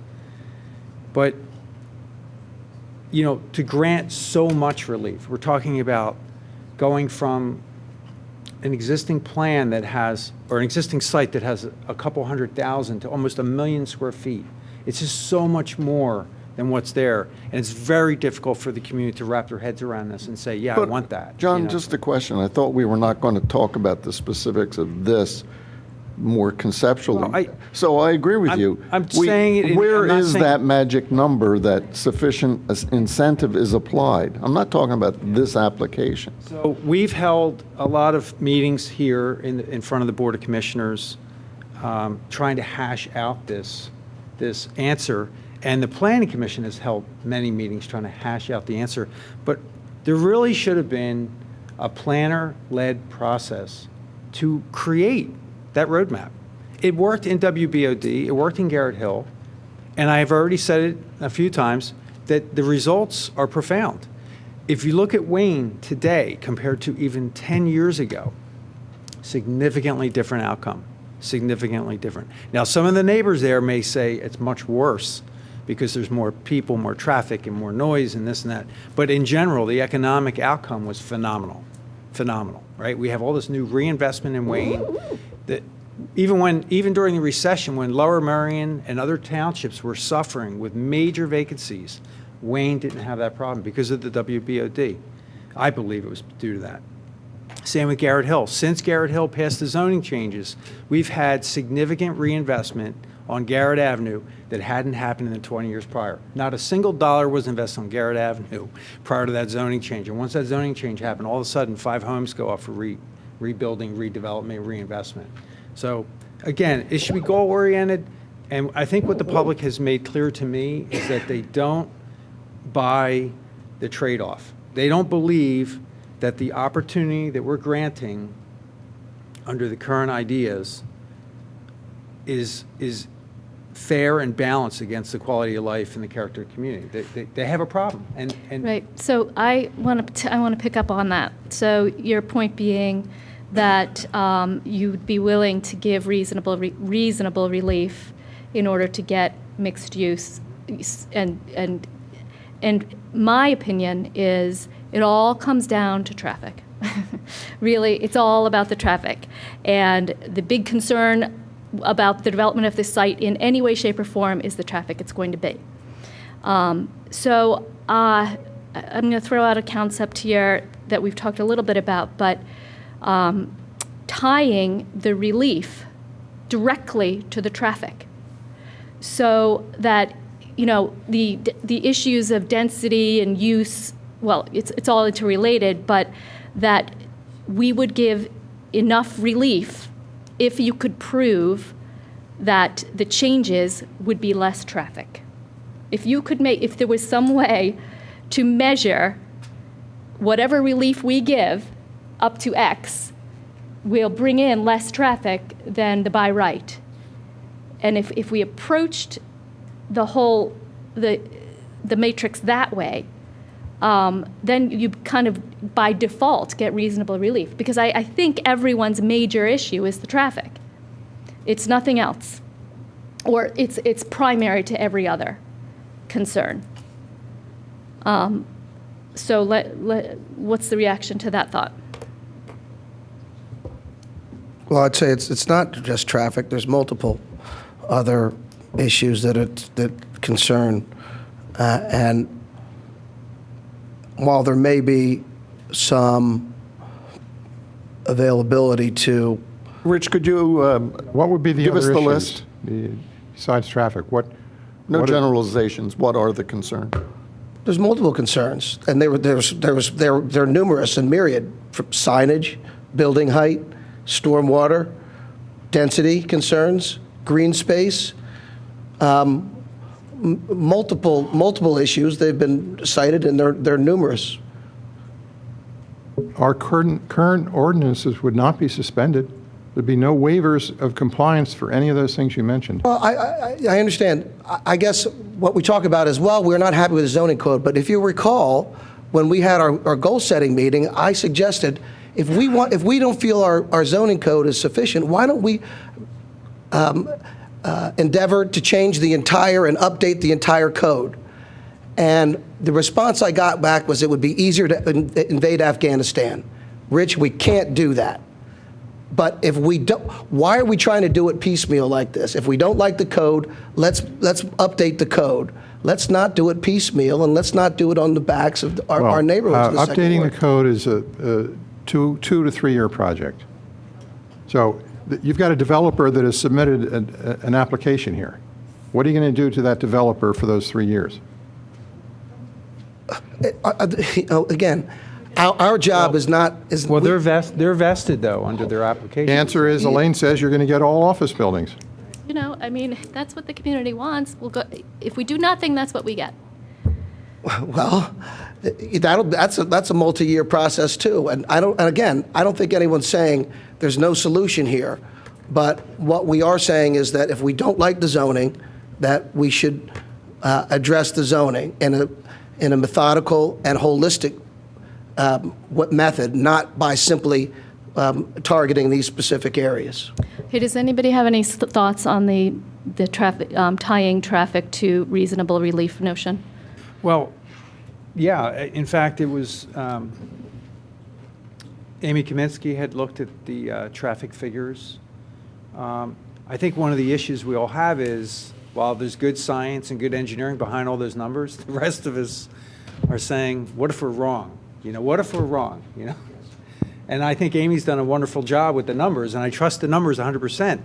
But yeah, I also know what it's like to sit in a traffic jam on Lancaster Avenue every time I come home from work. So I think we're all having a tough time saying, look, I want to tie the relief to traffic mitigation, but what metrics do we believe in to grant that relief? So, you know, if they're going to reduce traffic by 2%, how much relief do we give them for that? You know, it's a very tough, I really don't know if there's an answer here. I'd love to say that if we had a planner and we went through a planning process that somehow we'd tease all this out. I'm not even sure we would.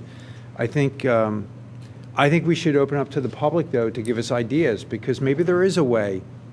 Maybe there's a way to have performance standards baked in that, you know, that if traffic does get worse, that maybe it's a phased approach. Maybe you get to build A, and if the traffic increases, you don't get to build B, you know? So I don't know if, you know, what that looks like. John Rice is screaming at me over there saying, you can't do that. No, the reality is that we, you know, in business, you know, you have staged approaches to many things, and in zoning, we tend not to do that, and maybe we need to think out of the box and say, look, we'll let you build 350,000 square feet of office building in this area over here, but if the traffic gets a lot worse, you're not building anymore, you know? So maybe we have to come up with a zoning ordinance that allows for relief, but only in exchange for real traffic mitigation, you know, real firsthand found traffic mitigation.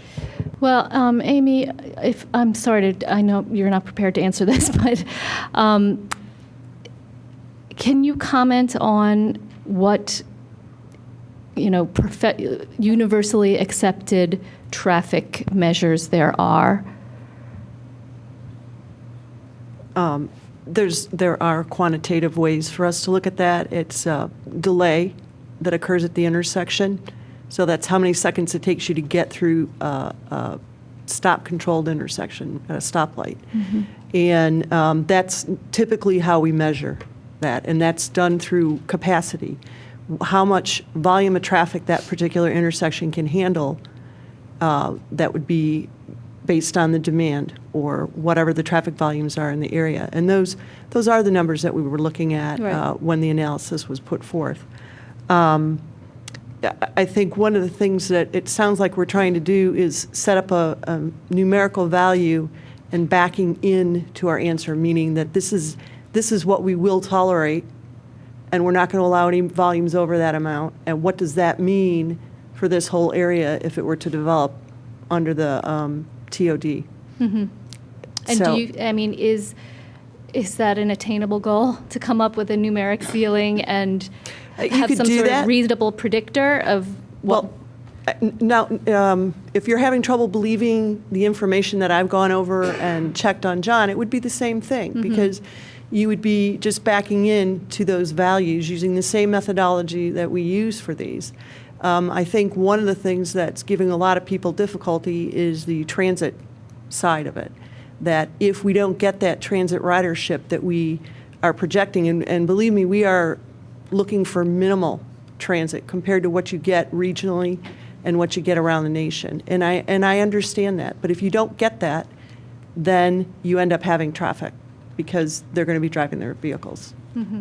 So I understand the concerns. Okay. Is there any other comment on that? Well, I was just going to say, it seems to me that the big issue is transit, and the problem we get into is even made more complex by the fact that the Lancaster Avenue corridor is really not timed properly, and those signals aren't set up right. I mean, you come down, I was coming down for a staff traffic meeting one day, and I left Bryn Mawr and literally hit every single light from Bryn Mawr to the turn-in on Ivan, or Radnor Chester. That's absurd. And when you go out there during the day, a lot of times you see the problem is the traffic control. So we could cut in half the number of trips coming out of this site, and it wouldn't make a damn bit of difference because that's not the problem. The problem is we can't get the traffic away from that intersection. But to me, the other issues, we've talked about signage, Sue spoke earlier. That's not something I'd be willing to give somebody for traffic mitigation. You know, the open space is already built in, and they can do it under by right, and we can have those as minimum standards. We don't have to increase those. So I am willing personally to give density. Don't know what the number is, it's a trick, in order to get traffic reduction. And again, it's got to be balanced off against by right. You know, we can have all the pie in the sky ideas we want, but if by right's going to kill us. Okay, Jim and Bill, can you weigh in on the concept of giving reasonable relief in increased density if it comes with traffic reduction?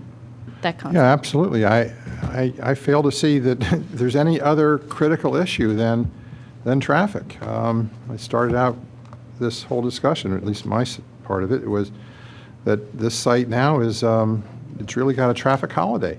There's nobody in there. And we're faced with, I don't know what the number is, 400,000, 300,000, 475,000 square feet of which could be all office.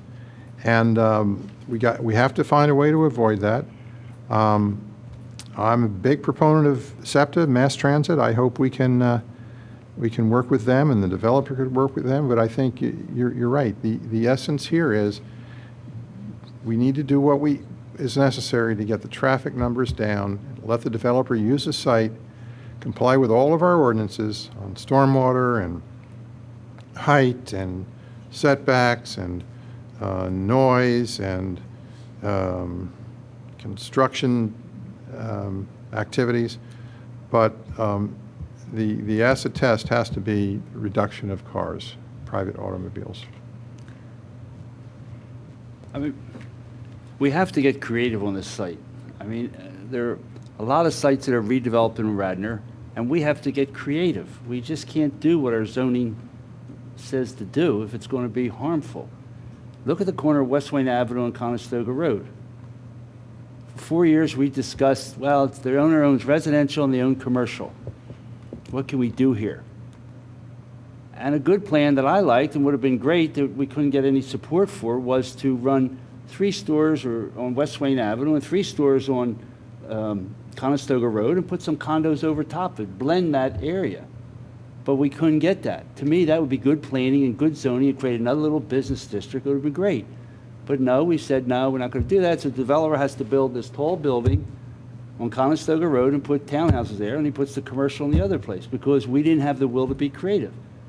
And here, we have to have the will to be creative, or else we're just going to have a massive traffic jam, and we're not going to accomplish anything, except, well, they developed it by right and what they could do. So, I mean, we have examples where we didn't get creative, and we could have been creative and done something good for the community, but, you know, people fought it and all, and now look what, you know, I mean, I love Cass Halloway, but that's a tall building that when you ride down West Wayne Avenue and the people in Lenore Avenue, it's in their backyard. I think it would be a lot nicer if we had nice stores with some condos over top, some underground parking. We would have done something creative, but we didn't have the will. Here we have to have the will to do something. We got to get creative. We got to find a way to do it. All right, so we have a clear majority who is willing or wants to look at mixed use on this property, willing to look at reasonable relief and an increase in density that comes with less traffic, but we're unsure of the level of that relief. That we won't decide tonight, but willing to look at the concept and put it in an ordinance. The other thing I'd like to get some feedback from this board that will be helpful to staff when it comes time to putting an ordinance together or to changing our ordinance that we already have are some of the uses, because there's been a lot of discussion about what the mixed uses would be.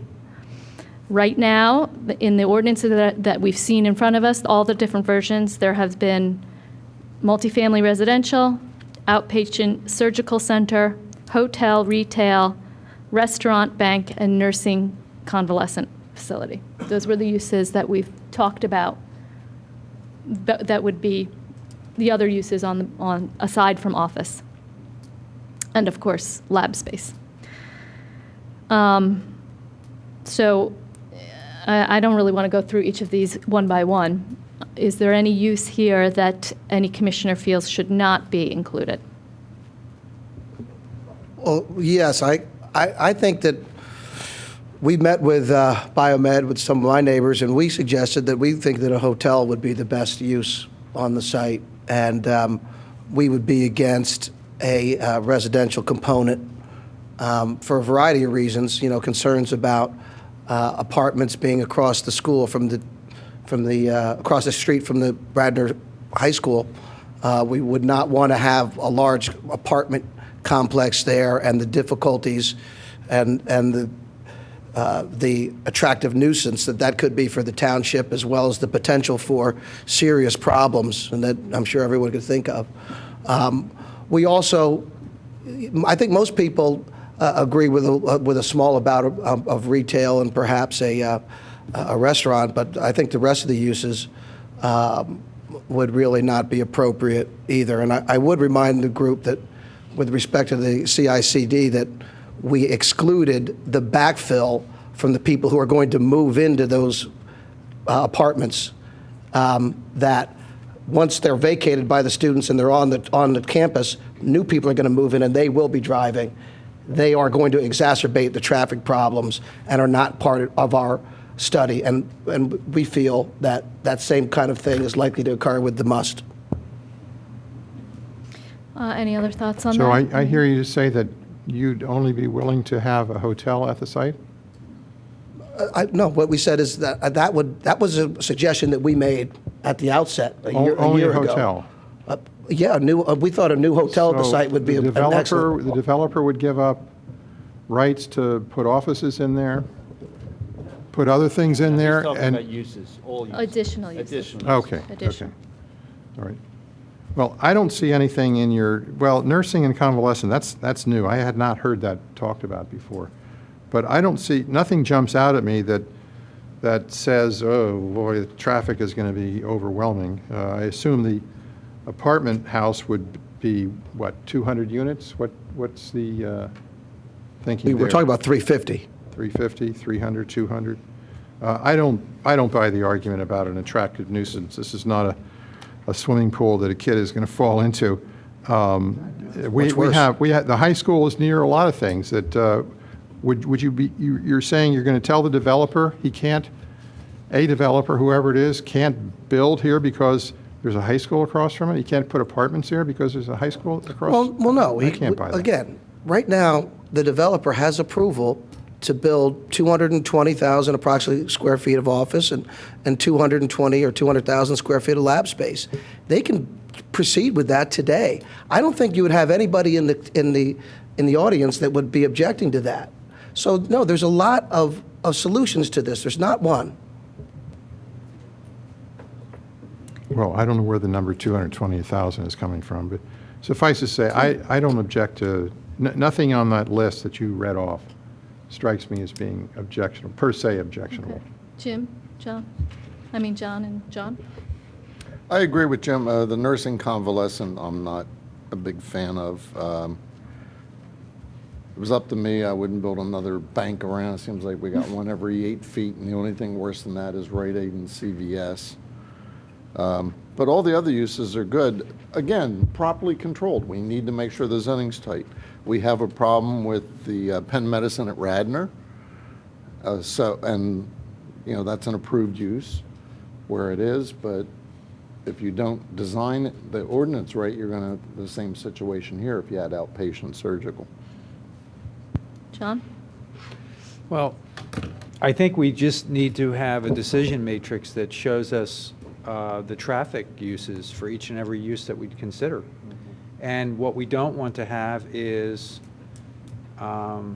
increased traffic during the office drive. That was part of our last concept that we would debate. Right. But this question is more, is there something else aside from the traffic about any of these uses that you would find you wouldn't want that use there? No, I don't find anything, I'll put it this way, none of these uses can exist without market demand. So no developer that has this kind of money would be interested in building something that no one wants to go to. So, there may be a few uses there that I wouldn't want to see come into Radnor, but I wouldn't necessarily want a casino to come into Radnor. Like multifamily dwellings, hotel, bank restaurants, outpatient surgery center, those examples that we've had. Some of those are more intense than others, and all of them have employees, so all of them will have people reporting to work, but certainly in lesser numbers at rush hour than, say, just a pure office play. So, I don't know, to answer the question, I'm willing to support multi-use, but again, the relief that I'm willing to grant in exchange has to be reasonable. Right. It can't be a 3 or 4 time multiple of what's there. It's just not acceptable. Bill, how about you? Are there any of those uses that you would? I don't have any problem with any of them. Apartments, they're going to be high-rent apartments. They're going to be brand new. They're going to be top-dollar apartments. There's no new apartments being built in Radnor. We have a lot of apartments, but this is going to be, a top-dollar apartment complex, and it's not going to cause the problems that people talk about. They're acting like an apartment that's been around, for a long time and it gets run down or something. But these are going to be high-rent apartments. So I don't have a problem with any of the uses. For my own opinion, I don't find any. I would accept all of those uses. The housing, though, I think is an interesting concept. Is an interesting quandary. I don't agree with precluding apartment housing because of attractive nuisance or whatever. I mean, we have apartments overlooking our middle school playground, and I don't think it has attracted any certain, bad character. I just don't. I think that's unfounded. However, I did spend a little time reviewing our comprehensive plan under the housing section because I was curious as to whether it spoke to rental housing and whether there was any opinion in our community of whether we needed more or less or whatnot. And it does have an emphasis of the importance of rental units in our community. And they say it several times in the plan how important it is. However, it also says that we have a surprisingly good and comparatively good to our neighbors in the region stock of rental housing right now. And that the goals in our comprehensive plan were not really geared towards we need more. It was more we have to do work our hardest to protect the rental properties we have now, because often they turn over and become condoized or turned into plain old residential, full owner, not rental. So I found that interesting. So according to our comprehensive plan, we're not in need of more rental housing, but it is something that we need to safeguard in our community and continue to have. I just thought that was an interesting thing to add into the conversation. All right. So we've gone through the uses. One last item I'd like to get a little feel from this board on is the parking. And it's been suggested by some that we, for lack of a more technical term, we underpark and we demand less parking than would be normal under any other circumstances to encourage the use of mass transit. And I don't want to put words into Don's mouth because he's not here, but I know this is something he feels strongly about using parking as an incentive, but causing or demanding less parking is in itself an incentive. So if you had a mixed use and you gave the developer the opportunity to not build as much parking, that in and of itself is an incentive, an economic incentive. So I just one brief, get some temperatures on how people feel about the parking, and then we'll take some comments from the audience and then call it a day. I've had lengthy discussions with Don about that, and I think he's on really solid ground because he's got the numbers down also. The whole idea is you not only incentivize the developer, but you incentivize the people that are going to be on that site.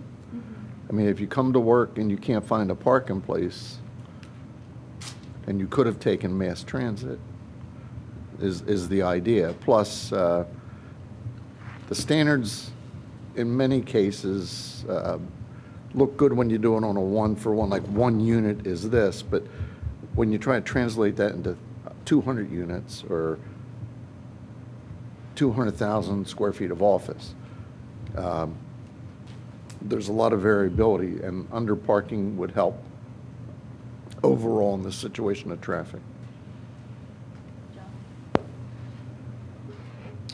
Well, I think I agree with what John is saying. Underparking the site would get the benefit of TOD, would drive the benefit of TOD.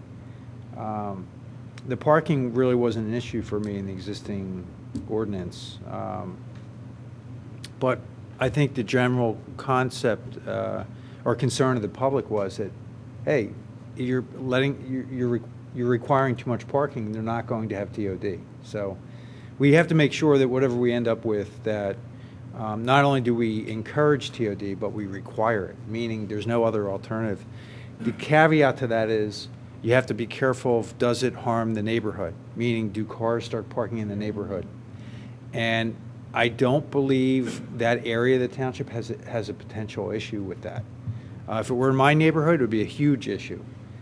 We already have an issue with cars parking in the neighborhoods from institutions. So I don't believe that area would fall prey to that issue. So I think the burden would be pushed on the developer and also the tenants, the tenants of those spaces, to encourage mass transit use. And I think I would like to see, something significant in terms of incentives.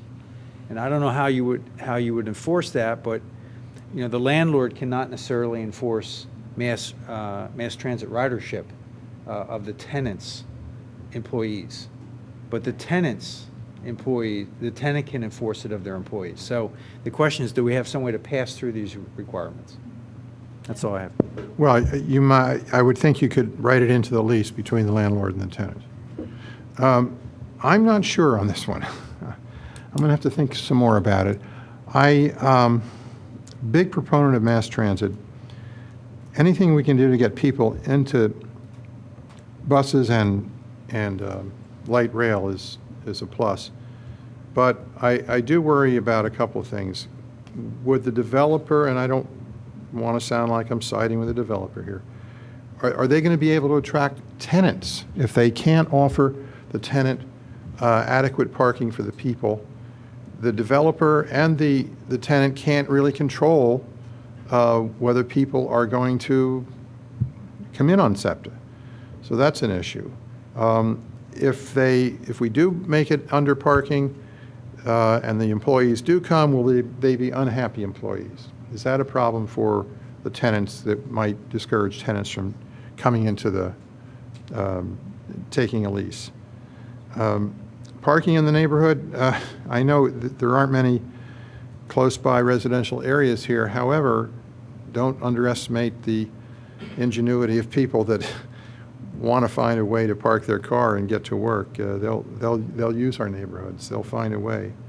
So I'm still kind of undecided on this generally. I think we can find a way to balance the parking and the mass transit. That's one of our goals, so I think we can find a way to do it. Oh, I did forget one thing. Kevin, the ordinance does have bonus provisions on subsidies for mass transit. The tenant would have to give subsidies, but they're bonuses. Perhaps we should consider making those clauses or those provisions mandatory so that the developer from day one, whether they take advantage of the density privileges or not, has to offer and give subsidies through the tenant, the lessee, to the employees. It's mandated, not a bonus. Yeah, all I would say is I don't have any comment on the parking, but the issue is the public transit, and I don't think that we are going to attract a lot of people to use public transit for this particular location. The light rail, the old P&W, or the light rail, as we call it, Norristown line, is coming from 69th Street out. It's not going to be a lot of people that are going to work at that facility that are going to use that. There's a chance more on the R5, but that's far enough away that that's going to be a deterrent. Most of the people that are going to want to come and work there are going to drive, and I think that that's just that's what the world we live in today. I think you're right, and that's a challenge, although I think the most recent statistics from SEPTA show a tremendous increase in mass transit use by young people. And that's an important harbinger, I think, of perhaps for this Well, you project. also know that SEPTA, and we are lucky enough to have some SEPTA folks here, has in their long-range plans taking the Route 100 off over to King of Prussia. So I could see having large parking capability in King of Prussia and people parking there and taking the light rail into this job location. So we've just discussed some very, very broad concepts. I think we've reaffirmed on several of them sort of where the majority is, what we're willing to consider. So after we get a better notion of what the by right is, when we have our report, and we go back to the drawing board with our ordinance, hopefully some of this discussion and the confirmation of some of what the majority wants to see will help in drafting that. Now, we're not voting on anything tonight, so there's not, it's a little ambiguous what you would comment on, but if there's anybody who would like to comment on any of the comments that came through tonight or make your opinion known, please come up. And again, I'm going to remind everyone of the soft 5-minute rule. Good evening, everybody. I'm Diane Edbrill. I live on Spruce Tree Road in the 2nd Ward, right near this proposed development site. And I want to say thank you to everyone tonight for the thoughtfulness and the willingness to really take a step back and take a breath and, really sort of figure out what is the best way to accomplish what everyone would like to see accomplished here, which is the thoughtful and careful development of this site in a way that preserves the character of the community and the township. I think, I really wholeheartedly would ask all of the commissioners to really embrace the 3 priorities that Commissioner Fisher laid out at the beginning of this discussion. I know that those are things that really resonate with the communities that are going to be most impacted by this. And I hope that will guide all of your further discussions and deliberations about this particular matter.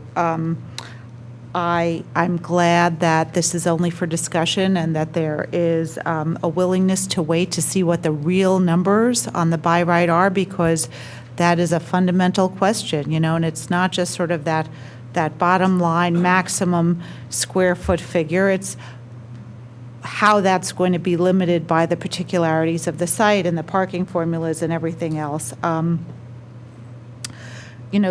I know that Commissioner Higgins said, he doesn't know what the number is on the square footage, and that's a really important number. So, as much as it's nice to talk about this, and I think it was very helpful and slightly encouraging to me to hear the statements of the commissioners tonight, that's really, we have to be very sure of what the real number on the square footage is. I think the other thing to keep in mind, everyone is talking about how to limit, how to decrease traffic at the site.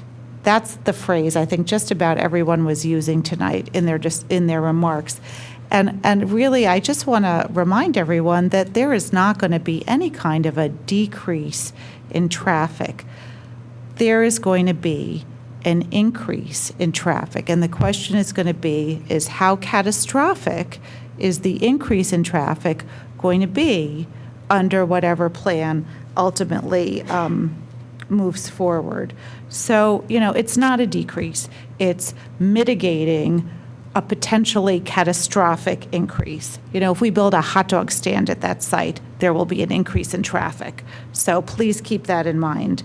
Our words phrase the way we think about things, that if we keep saying decrease, it's not accurate. And then the only other thing I would say at this point tonight is that I hope that whatever process is undertaken to address what's needed for zoning this site and the other parts of the PLO that are with it, that process will allow for more community input than the last zoning by ordinance effort had. I think it's really important. The community has stood up and said, please hear us on this, but it's not enough to hear us. It's not enough to sit there while we come up here and say our thing. It's important that you embrace what we say and make our goals be a part of the outcome of the process as well, not just, sort of a listening board that our comments are bouncing off of. I think we also have to be very careful about taking, let me figure out how to say this. Businesses act in their economic self-interest. And as much as I think that you want to make sure that nothing catastrophic happens under a by right scenario, I think you also have to be willing to be a little bit more of a tough negotiator and sort of look a little critically at what's going on here. I know that there's been a plan submitted. However, no property owner is going to build a development that he can't get tenants to because they're stuck in traffic on Lancaster Avenue. I know that the Brandywine folks are concerned about that, and that's motivated their alternative suggestion. I'm sure my remarks are coming up on the 5 minutes if I haven't passed that already. I want to thank you for your attention to this, and I really want to just urge everyone to please make sure whatever process the resolution of this particular matter takes place, that it does so thoughtfully with the maximum amount of unquestionable data available that can be gotten, with the input of the community, and with the goals that Commissioner Fisher stated. Thank you very much for your attention and patience tonight. Thank you, Diane. I just want to clarify for anybody, come on up. The decrease, that was a very good point. We're not talking about, the notion is not a decrease in traffic today. That's not possible. The notion is a decrease from the level of traffic that would occur if we sit back and do nothing, and what's likely to get developed there. Okay. Hi. How are you? Petrobono, 2nd Ward, 233 Bidoff Road.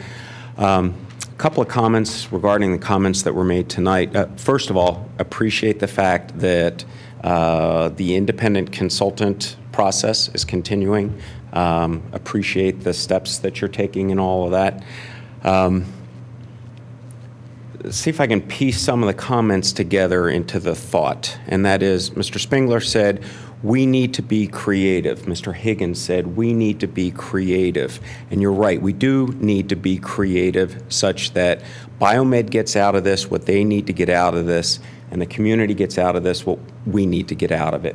Loved Mr. Fisher's 3 guiding principles there. And Mr. Nagel's comment around what's the magic number. Because of the work that I do for a living, which is implementing large change programs, that number starts to come about when the process is vetted enough such that even when constituents hear things that they might not like, they can start to accept it because they've heard it vetted enough and they don't feel as though something is being done to them. They might not like it, but they get to a point where they start to appreciate it. So following that process and going through that process is going to be very helpful to the community.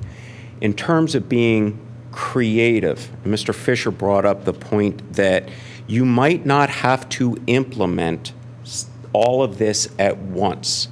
In my line of work, that's called a big bang. Implementing change in a big bang theory typically doesn't go very well. What does tend to go fairly well is creating a vision, implementing towards that vision, and putting metrics in place that allow you to check the assumptions that you're making, growing towards that vision, so that you can say, yep, we hit that, our assumptions are holding true, we can go to the next stage. Probably not the way that Biomed would like to develop, and I appreciate that, but if we can get creative in that implementation approach, we could get a win-win for all in all this. So those are my points. Thank you.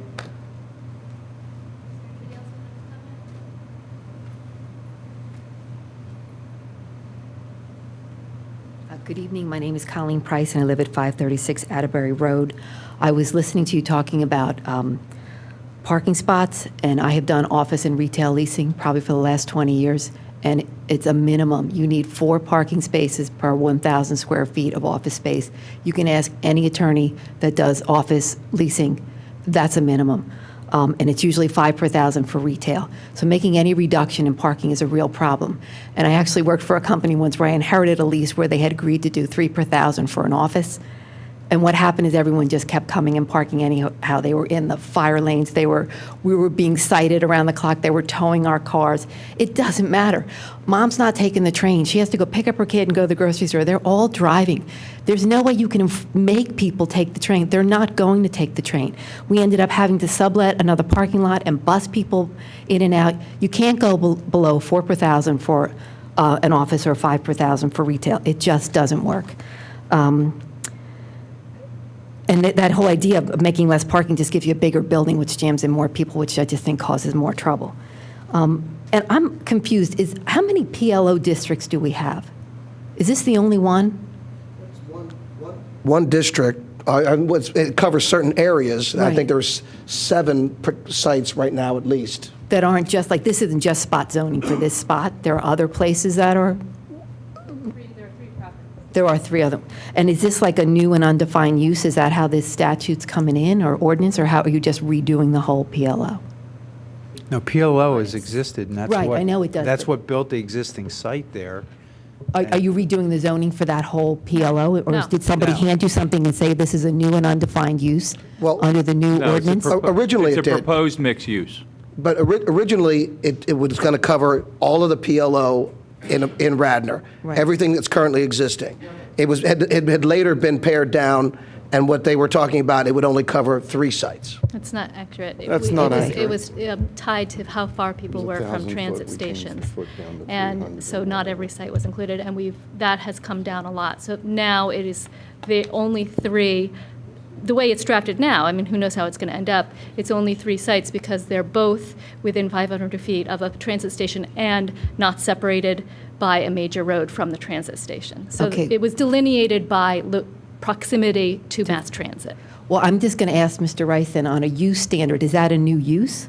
Or are you just saying the location is? It's a new use. Okay, because I remember when we did that statute about the new use, and I came up here and said, you know, you said it was an innocuous statute to catch weird stuff like a bed and breakfast, and now we've had 2 brand new uses, which was the CICD, which you actually said on tape on August 20th. You did not. You said we did not believe was a new use, and this is another new use that came in under that statute. It's a mix of uses that are not currently permitted in this district. It's not an, if you can already have if you can have office and retail together already in the Wayne district, you already have that. This isn't a new use. And I would ask if we can get an opinion letter on the CICD that that's a new use. Other than, it's just, to me, it's a dorm and a parking lot, and that's the use we've already categorized. For CICD and for this, if you can, just explain if this is a new use, a new and undefined use. And what's your reason, what's your point? Because I don't think it is. I don't think this is a new and undefined use, and when we passed that statute, it was supposed to be for freak occurrences that happen once every 50 years when we get stumped and we don't know what's in zoning. What statute are you talking about? It was August of 2012, there was a statute passed, and they said it was for new and undefined uses, and it allows the zoning officer to write new code. Oh, okay, I remember that. So I mean, Okay. if that's what this is, I would just like it explained, and explain how both, two things came up as new and undefined uses under a statute that was explained to be for only rare occasions. If it No, isn't, this that's is fine. not covered under that. No. Has nothing to do That's with what this. I'm asking. Yeah, no. I thought you just said. If that was true, it would have happened already, so we wouldn't be debating it. Okay, The senior codes official would have just that's fine, that's what I'm asking. Both of these are zoning petitions by the landowners, first of all. Right. Zoning petitions, proposed uses in a configuration. What you're talking about was an ordinance that would protect the township against curative amendments for things that were not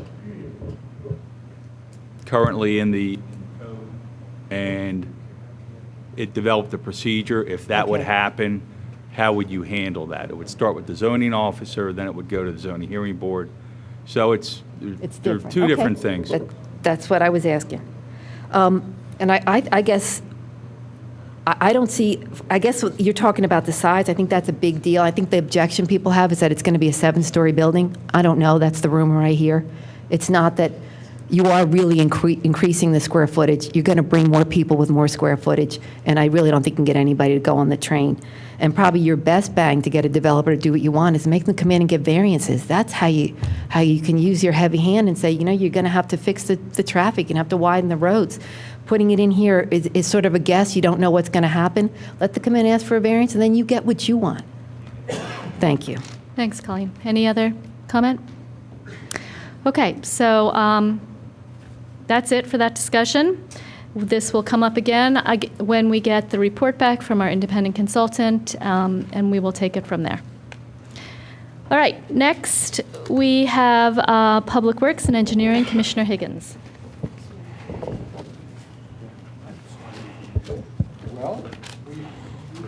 We have the introduction of an amendment to Chapter 245 of our General Legislation Code of Radnor, and the subject is stormwater management. And 1 week ago, we talked, when we approved the Villanova CICD, that, well, okay, not the Villanova, but the college CID, that we would need to quickly look at stormwater management and improving our ordinance, which is outdated. And I see that Mr. Norsini has been busy and somebody else has been busy. And so, Steve, please tell us what you have. Thank you, Commissioner. All the things you said are dead on. Was in our long-term goals to have the Stormwater Management Ordinance of 2005 updated and redone. The Stormwater Management Advisory Committee is also looking to see that happen, and you'll see that on their project list. So what I'd like to do is, this is not a rewrite of the ordinance, this is just a few minor changes that I think will have great impact on what goes on in the township from a development standpoint and in controlling stormwater. And I'll introduce that, and I'll let specific questions go to Roger. But as on the memorandum that you received, in the first section, 245.3, which is the narrative, we inserted the utilize green infrastructure and low-impact development design and practices to promote infiltration, evapotranspiration, and reuse of stormwater.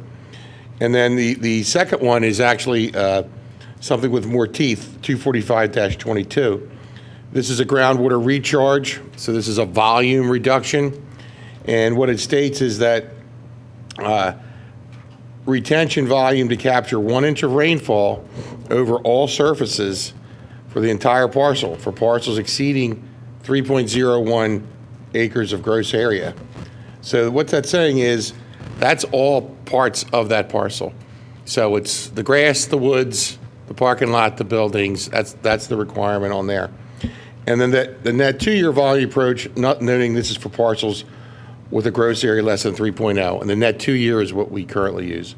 And this is the third one, I'll say, is a favorite. This is something we've talked about for a while, and we've asked applicants from the land development standpoint to adhere to this on a voluntary basis. And this would allow us, if this goes through, allow us to hold them to it. So for our current calculation methodology, when you do the existing conditions of your parcel, when you're calculating stormwater, it is the exact actual existing conditions that you have. In other ordinances, that existing condition is taken back to meadow in good condition. It's common in other ordinances. So that what the net impact is, we get a stricter stormwater management system from that. So with that, we are what section is the one that you just referred to? 245.26, which would be... Yeah, I was there. It's just one sentence, and you have to go past the table for computation methodologies. Go down to 2, and you'll see the strikeout. And it's just a few words, but those few words have a great impact. So for redevelopment, the ground cover used in determining the existing conditions flow rates for the developed portion of the site shall be considered as meadow in good condition. So Steve, does that apply to all properties? So if I went to go add a deck to my house, and it was over 500 square, whatever the threshold is to trigger stormwater management, I would have to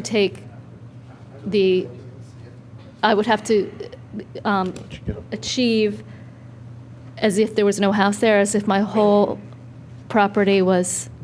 No, and that's the reason that we put in that the 3-acre threshold. Okay. Is between the 1,500 square feet of additional impervious and on a less than a 3-acre parcel, you would do the net 2-year, which is similar to what you do today with no change. Over 3 acres would kick in the 1-inch infiltration. But the taking it back to meadow would do that, but it would not apply in that condition. Not apply because it's not 3 acres. That's correct. Okay, I got it. And I think, just to add, when we were discussing this, Roger brought up a very good point, which was we don't want to beat up the homeowners who are putting in a deck on their house with some massive system.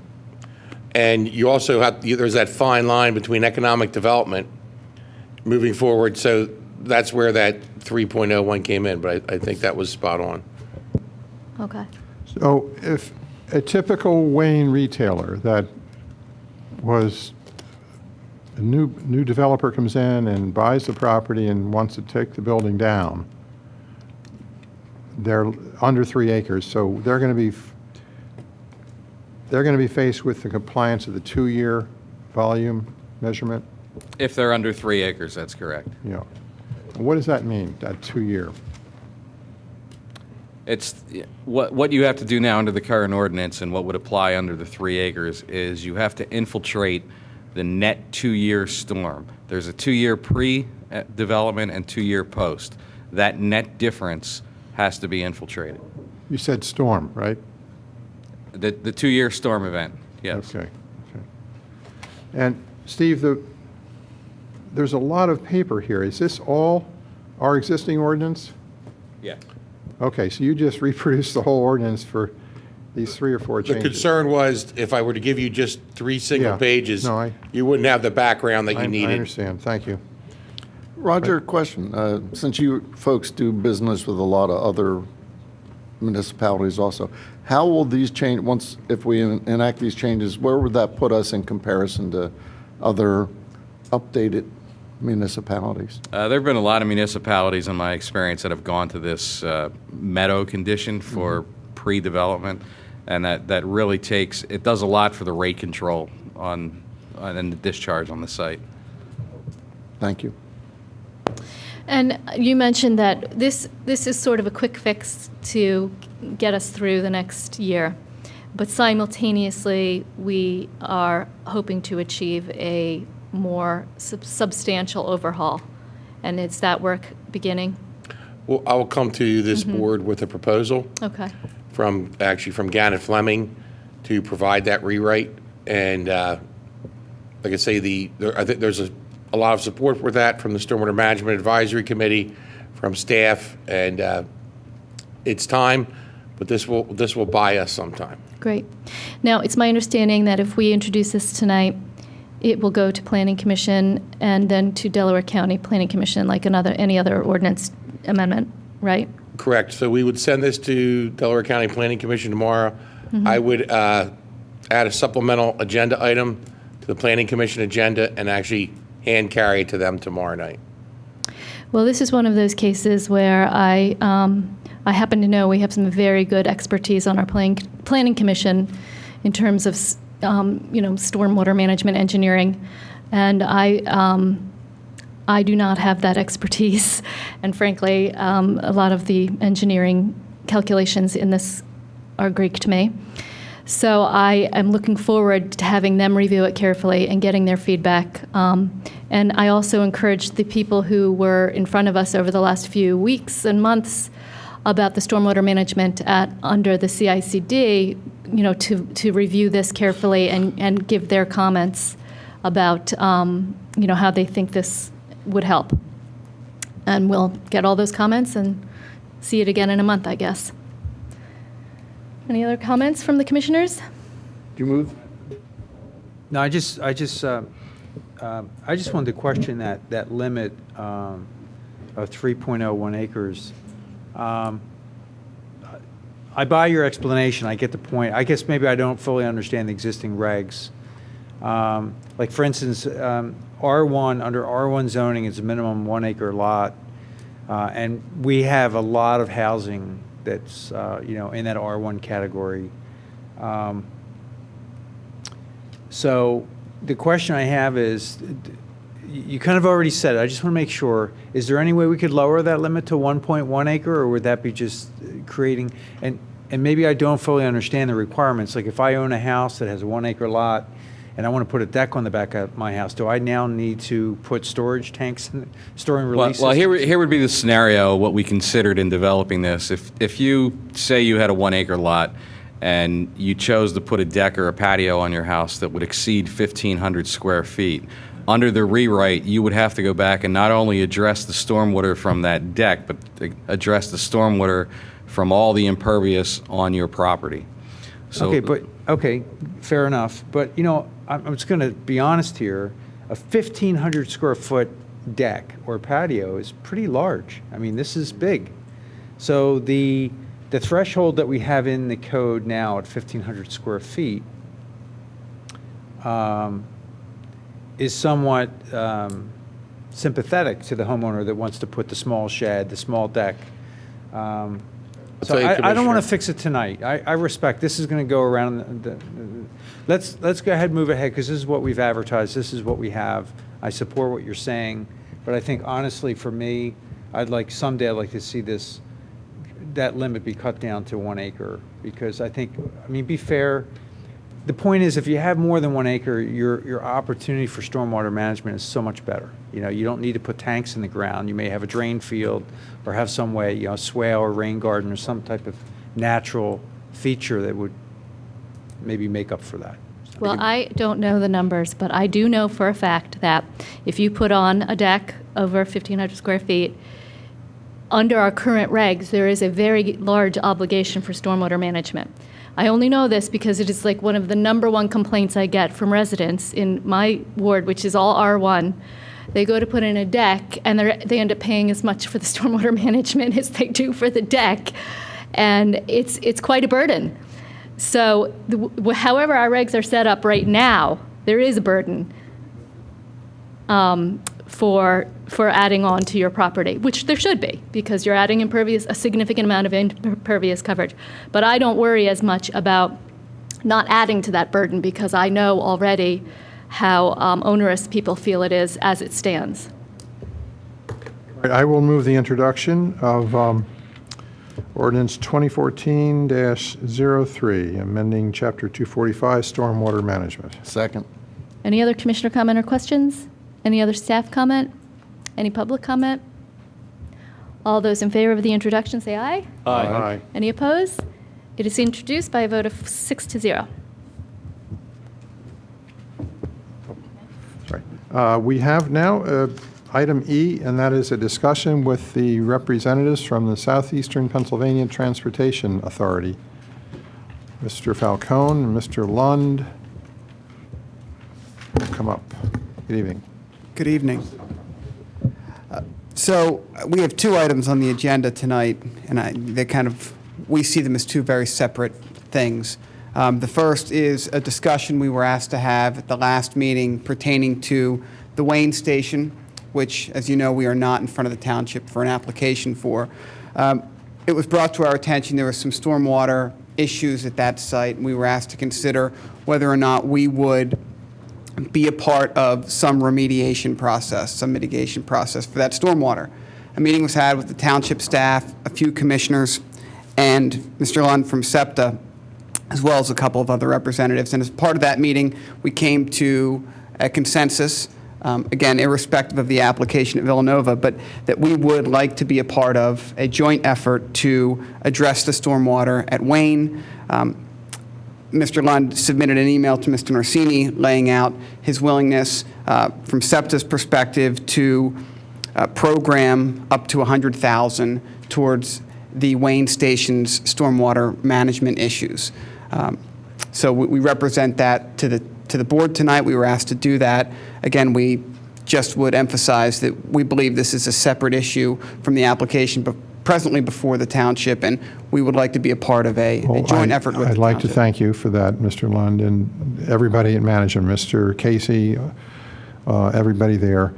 It's very nice of SEPTA to do this. It's not a legal requirement. You're doing it as a good citizen, and you came to a meeting with us late last week at the township right here in this building and told us you look at it, and you immediately came back with the commitment, and we're very, very appreciative because the people in North Wayne have a real problem, not just from your parking lot, but from other places too. So this will be a tremendous improvement. Thank you.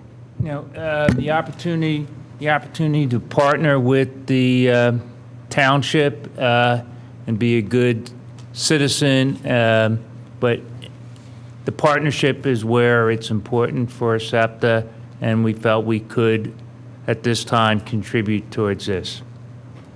Thank you. It's very, very much appreciated from us and from all the citizens who live downstream from that site. The next item then is, I would like to move the introduction, well, wait a minute. This is Resolution 2014-32, preliminary plan approval, SEPTA train station at Villanova. Second. Okay, is there any discussion or questions about the plan as it stands now? Oh, there's a memorandum accompanying our packet, and I think everything has been complied with or will be complied with. Any other comments, questions? Staff, any comments or questions? John, any comments on this in light of our prior discussion? Such as what? I just wondered if you had any comments about this particular arrangement here based on our prior discussion. You mean the approval resolution? And the prior. Oh, the SEPTA's willingness to participate in a joint. I think that's a great thing for SEPTA to do. I do too. I do too. Thank you. I noticed you didn't abstain on that vote. You voted in favor that time. Any other comments? Staff, public comment? All those in favor say aye. Aye. Any opposed? It's Thank you. approved 6-0. In retrospect, I wish we had taken you earlier. We made you wait all this time, so I'm sorry. That's all right. He gets the bill. The last item under Public Works and Engineering is Resolution 2014-35, preliminary plan approval at 613 West Lancaster Avenue. This is at the corner of Old Eagle School Road. And we have already had a caucus on this, and I'm looking for the applicant, and here he comes.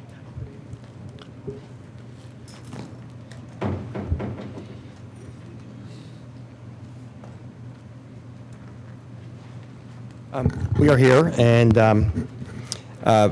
we agree with the resolution, the way it's worded. Just, one slight change is that we have been in discussions with the traffic engineer regarding some of her comments. I believe we have reached agreement on several of them, and I don't know if the resolution has to reflect that, but I just want to at least put on the record, and I think Amy would agree, that there has been some agreement in principle on some of her comments. Yes, that's true. I asked them to gather some crash records in the area and do an analysis on it, and asked for them to discuss the driveways with PennDOT. And PennDOT said that they were the current design is acceptable. However, they may need to put in a left turn restriction during certain hours. So that'll be decided during the HOP phase. And I also believe, Amy, that we're okay with the way the alignment, the proposed alignment of the parking in front of the building at this point? Okay. Or it's Yes. acceptable? Yes, Okay. it is acceptable. All right. Were those the lingering traffic, was that the issue of the traffic impact study that you had requested, the crash numbers? That was, yes, we were Okay. looking for some kind of an analysis just in that area, just that I know that it's a very congested area. We have the vehicles that are maneuvering along those parking lanes, but we didn't, all the information that was provided showed that there was no problem out there that needs to be resolved, so I'm satisfied. Okay. Has there been a proposed plan for stormwater management? It's really a final plan issue. I don't know if we're doing some test borings now to see what exactly we need, so there hasn't been anything finalized. Again, I know that, our engineers have been talking to Roger about it, and we're looking for some areas that we can have infiltration. We know there is serious rock there, but we're still test borings to see if there's some areas there that we can have additional infiltration for stormwater. So you've no But again, idea. it's really a final plan issue, so we're not asking for any approval for that this evening on the preliminary plan. Madam No President? waiver? No, on no stormwater? waiver. You haven't asked for requested at any this point, waiver? yeah. Yes. Concern, I think, here is, from the last discussion, is the, in my opinion, insufficient stormwater management on this site, and would like to know that if the applicant would agree to, as the engineer and public works director would see fit as the way of stormwater management, if that would be agreeable within this area here. I'm sorry, Bob, I didn't, I think with the amount of stormwater management that was discussed in here, I think is nowhere near adequate for this particular site and what's being asked for. And would ask that there be some contingency put in upon here, trying to maximize the amount of storage of water or stormwater management in this site as determined by the township. If that'd be agreeable. You mean a dollar monetary figure? No, I think whatever would be determined by the township to adequately store water on the particular site, to manage water coming off this site. I would suggest you just put some parameters around it. I don't want you to be illusory, right? In other words, you got to give them something. Can you give them any kind of parameters? Sure. And that would be something I'll defer to Roger or Steve on that to be able to look at. yeah. And again, I still think it's a matter, and correct me if I'm wrong, it's really a matter for final land development approval. We're not asking for any waivers here this evening on that or anything of that nature. We'll have to comply with the ordinance or seek waivers from the ordinance if necessary. But we are looking for areas that we can infiltrate and store more than what we currently have proposed. Okay, so to your point, Roger, if this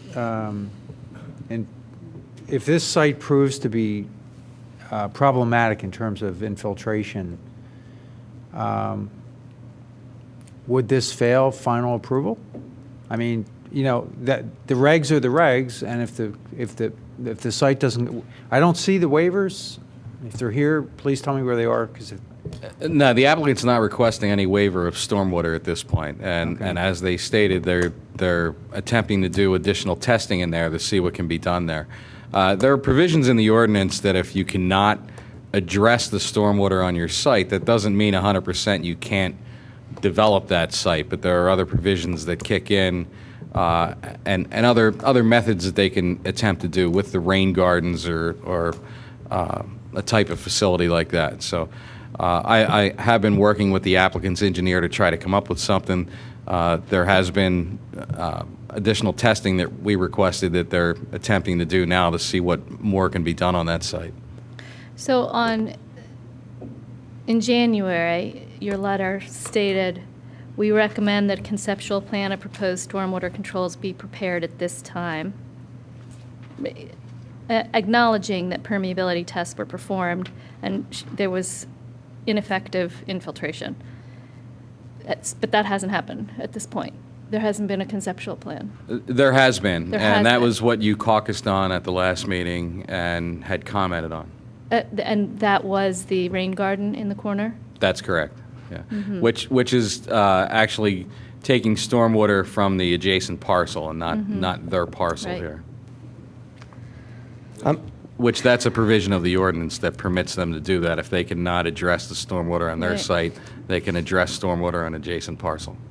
So just to reiterate, kind of what we discussed last meeting, the reason a store and release type tank system won't work is that there needs to be a place for outflow into our system, and it's below the grade of the system. Is that? in That's essence? correct. Yeah. Okay. Do recall here that basically we have a site that's completely impervious currently.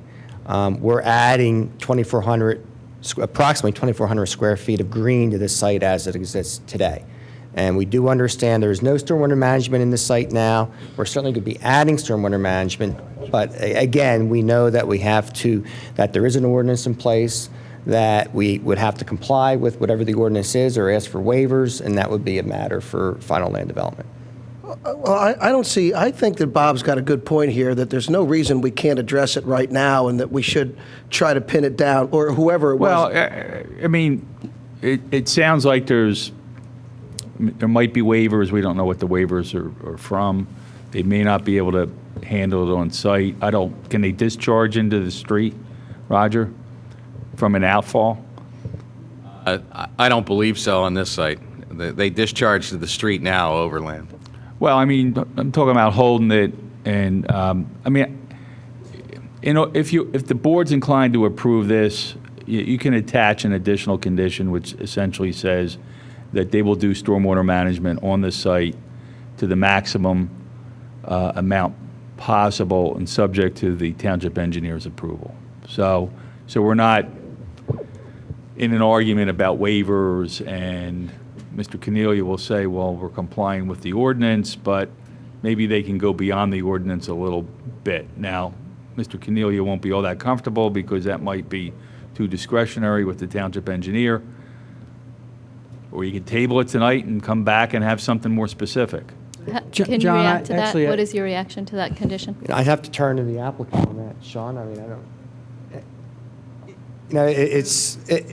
You're kind of. It's just. Can I ask John Rice Rice a little? And I'll take a deep breath here. Nick, one second. Can I just ask John Rice? John, just for clarity, if we don't get the condition in agreement at preliminary, we don't get it. So yeah. So correct. Yeah. So. I mean, what I'm understand there's proposing is a broad condition that it's all going to be subject to the township engineer with the maximum stormwater management that's feasible on that site. I mean, and I don't. There's no way to quantify that tonight. Well, let me just quick two questions because maybe I've lost sight of what's going on here. So the existing structure is 1,800 square feet. The new structure will be 2,800 square feet. Yes. Well, I'm sorry. Just, hold on. Yeah, if you want to give me the exact numbers. Yeah, I think there's a difference between the footprint and what the actual gross square footage is. And I think that's, Sean, I believe that's where we're coming from here. I believe The current footprint is basically you have a basement, a first floor, and a second floor. On this one, it's just slab with no basement. So I guess the building area technically is a little bit larger, even though the gross square footage is less. Okay, So- I apologize. I didn't mean to misstate that. Anyway, the point is, I mean, the reality is they want to tear down the structure, and so they lose all their vested rights because they're taking the entire structure down. If they were to rebuild the structure, they wouldn't be in front of us. Is that right? Like, so if they left most of the structure there, Well, you've had some cases where the foundation has remained and it's been built on top of that. Exactly, like if But they this left is a one land- I wall- mean, this is a new land development. Exactly, okay. So, I guess, and I'm naive here, I just want to make sure I understand what we're getting into here. Is there such a thing as hardship in stormwater management? And it sounds to me like there is, and maybe Roger can answer this. Or maybe John wants to answer this, but the point is, it sounds to me that this site has a hardship in terms of stormwater management because it happens to be below, if the tanks were installed, they would be below the inflows to our stormwater system. Am I stating this correctly, Roger? No, it's below, meaning the water cannot flow out of it into our stormwater system. That statement would be correct. yeah. Okay, and as such, it in some ways presents a hardship for this site, because, It's an impossibility. It sounds like a technical impossibility. well, I mean, no, you could require, if the code required it, you could require pumping, but we don't do this generally, so, Well, you generally don't pump stormwater. exactly. So the site has a stormwater hardship, I'll call it that, because we're having a Well, hard the time with language this. should be what's practicable, and it should be determined by the engineer. Even the BMPs are not absolute. They have a degree of practicality in what you can accomplish. But if they can't do our stormwater that's required, John, in the final, they would have to ask for a waiver, and you can grant Exactly. that or not grant that, right? No, I agree. So we're not. Yeah, stormwater ordinance is a standalone ordinance, but the board can still waive for hardship reasons or for practical reasons, for engineering reasons, any aspect of it. Okay, so when this comes back to us under final, and they're not able to adhere to the existing stormwater ordinance, they will be asking us for a waiver. And at that point, we have the right to turn down, I'm not saying that we would, but we would have the right to turn down final approval? Based on, what you would say is you would not grant a waiver. Right. They can't go forward. They can't go forward. They Okay. can't go forward since they wouldn't Well, be so waived. the condition that we're talking about, or that was suggested by our solicitor, is basically working with our engineers to come up with the best solution possible. And, I mean, in my opinion, no, there's not a waiver requested here, so it doesn't speak to that. But the waivers that are requested would have given more impervious coverage. The more trees you have, the more infiltration you have. They're stormwater related. The more parking spots you have, the less pervious coverage you have. So it's all related. And you all know that you're operating in a township that is in stormwater crisis, that we have just asked every single one of our landowners and residents to pay out of their own pockets every year in addition to their taxes to help solve this problem. So when we have a site that is paved over, getting redeveloped with more pavement. No, it's less pavement. It's Paving. 2,400 square Okay. feet less. Minimally less pavement, but being repaved over. You can see why we are desperately clawing to get whatever relief is humanly possible there. And that is the genesis of the condition. The only problem with the condition is total discretion with the engineer. Again, I don't think we need to address this evening. It's a final plan issue. And as Mr. Rice has said, if you don't grant the waiver, we can't build it. So And you're working with the engineer to do all the And we're stormwater you trying to, can. we've been working and in contact with Roger Well, regarding I this. mean, I and guess trying you're to right, do in it. practice, It's- right. Yeah. If he. I don't want to commit to something that I don't know if we can comply with. Well, you're not. You're committing to using your best efforts at the discretion of the engineer to but get the the best engineer might possible come up with result. s- come And I up with something perfectly that's- trust Roger, but I can't tell a client, don't worry about it, that. Well, he should worry about it. Yeah, but the other Yeah, thing. I know. Absolutely. That's exactly right. Exactly right. And, because- we should agree to what we're, here. Yeah, Why- If we pass that, Right. we get waivers, we're getting a redevelopment property that's been vacant for how long? Come on, let's go. we're Yeah, gonna get the. Rich, I think. All right, well, here's what I So say. this is Just- a new situation. I've never seen this before, where normally get all your. When we get to the final, you all are not, you're just going to approve it. You're not going to hold them up then. That's just my Well, view. no, but we have the right to, because. You have a because right it's a to. pending- Why don't we get No, it but right normally now? we There was don't. some Normally we don't. stormwater If issue they that can't Roger came comply up with with they the didn't want to stormwater do, ordinance, we might not grant the then you're waiver. going to have the conversation. If they can't comply with the stormwater ordinance, if they can comply. They can't. We know that they can't. Well- So why don't we make them do an ordinance right now? We know, as a practical matter, they can't comply. They don't plan on it. But you don't know what the solution is because of that. You don't know All right, well, here. what can be Can I ask done. another question? Why is it that we don't have a drawing here? This is the second one Mr. Cornelia has brought to us for, this is a preliminary approval. There's no drawing. Why is there no drawing for us to look at? I believe they were in your packet, Mr. Booker. No, there's nothing in my there's no drawing here in my packet. All right, well, I'm gonna support it where it's at, so. Yeah, call the question. Well, all right. Again, this is the second time in 4 meetings or 3 meetings. Why would we not have a drawing of this? I'd like And to- why would we not? It's not our issue. Rich, we've submitted drawings, so I Nick, don't know why thank- they're not in Yeah, your packet. well, you know why? Here, I have a concern about that. We should have a drawing so we know what we're talking about. And this is the second time we have a kind of approval that doesn't have a drawing. Secondly, we have a recommendation here from our solicitor and from our township manager. Let's put the provision in right now for this preliminary approval, because you're not going to get anything for the final. Make a motion. Well, there hasn't been a motion to accept this. Make a motion. If you want to add a condition, you have to All make a right. motion. My motion would be this. My motion, I move that we provide within, well, let's see. I move that we require the applicant to use best efforts and to install stormwater to the extent available and practicable, irrespective of cost, as directed by the township engineer. Is there a second?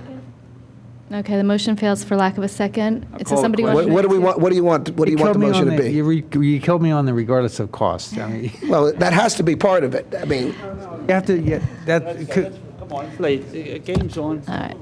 Go ahead. Has somebody moved this? Let's go. Go ahead.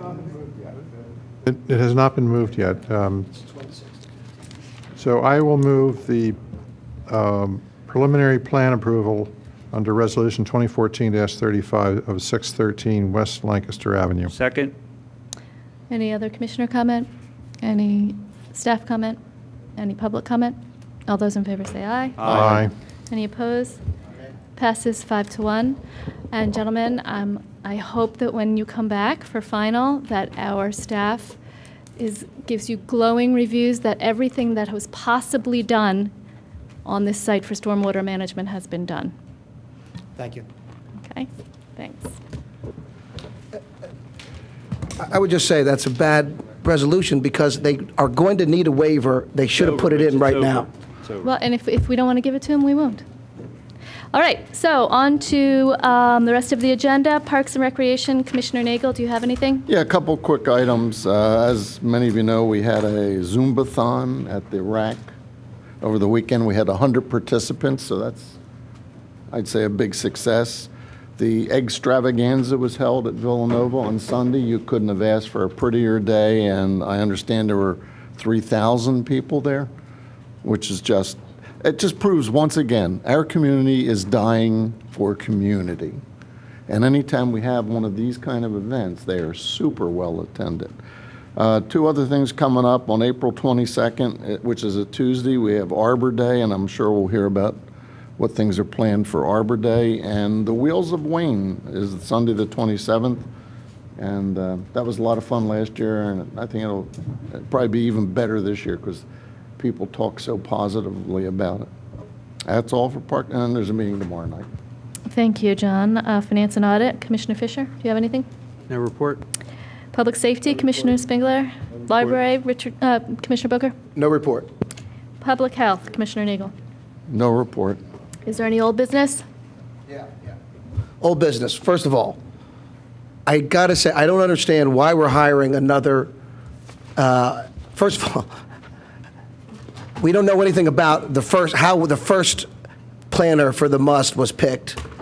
I don't know who picked him, why he left, or what happened. It's kind of a mystery to me. And now we have a bigger mystery in that we have somebody that nobody knows who it's going to be. So who are we hiring? And even if you can get by all that, what is a planner going to do? The planner is not going to definitively set what the by right plan is. The by right plan is going to be ultimately determined in a court or in some other proceeding. No. Whatever this planner comes up with is not going to be adhered to. One side or the other is going to say that's not right. Yeah, but our side, we have a determination from our zoning office, been questioned over and over again. We're just going to get another opinion. We might not agree with the opinion, but we'll get another opinion that it'll be out there. We're going to get another non-binding opinion, and it doesn't seem to make any sense to me. It's not going to make, it was a waste of money. Rich, it's an added, like to Bill's point, it's an added resource. The benefit might be visualization of what could be there, 3D modeling. It could be a very nice exercise. You're right. It's just an opinion, but it gives us an additional resource that we don't currently have, and it's not a bad thing. I understand. It's additional resource. That's totally unconnected to this township. It's not unconnected. It's directly connected. You don't want us to do it. No, there's no. This is old business. I question it. It's not old business. We discussed it an hour ago. Right, but that's old. Oh, you're saying that's still new? You want me to put it under new business? Well, Rich, if you don't want us to do it, make a motion and see if you got any votes. If not, we're moving forward. One more thing, Bill, please. We had a chance to hire a planner that might actually give us a real review that might be worth something. We should revisit that. And you all voted that down last week. So why don't we revisit that instead of doing this? I don't think it's going to help. All right. Second of all, old business. We just had a late vote on the Villanova resolution asking them to respond. I thought you were going to abstain on Villanova votes. Villanova has to respond to us. Well, that was a motion for colleges in general. Her votes have to be on any applications that Villanova brings before this board. Permits, zoning hearing boards. It's not that broad, Rich. Okay, I don't know. It's a fine line. Good try, but it's not. Okay, it's a fine line. I don't know. Anything else? New business? New business item. I would like to raise for this board to consider the possibility of allowing Villanova to have their own police force. And I think that ultimately that should be something we study and we look at and allow them to patrol and maintain security on their own property. And we talk about saving money. That might be a way that we could save money for the township. So I would request that we have that for review, maybe as a caucus item, maybe as a motion. But John, if you and I can talk about what we can do, but I think that's something we should consider. And I think you'd find Villanova would be for that. Chief, what do they have now in the way of law enforcement? Commissioner, they have what's called security. They are not Act 180 or Act 120 certified. They do not have firearms. They do not carry any type of firearms. They're not legally allowed to use any kind of lethal weapons. I don't even believe they carry any type of chemical agents right now. So for this motion to make sense, or this idea, it would have to come from Villanova through the state legislature to empower them to have this capability.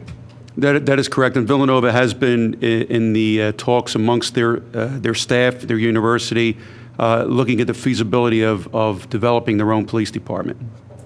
I know the University of Pennsylvania has their own, but that's all ordained by state law. That is correct. Yeah. So I guess to that point, we're not the ones that decide. We do have an input, I believe, to that, but we don't decide. So Villanova wants to have a police... We could certainly offer our support to do that. I mean, I'm not so sure we're willing to do that at this point, but the board would have to, that's a policy decision by the board. And I'm sorry, Chief? Commissioner, I would not be in support of Villanova having their own police department. Fair enough. Well, Any other new business? All right. Thank you very much. Public participation? I move we adjourn. All those in favor, say aye. Second. Aye. We're Wait, adjourned. second, We have yeah. another executive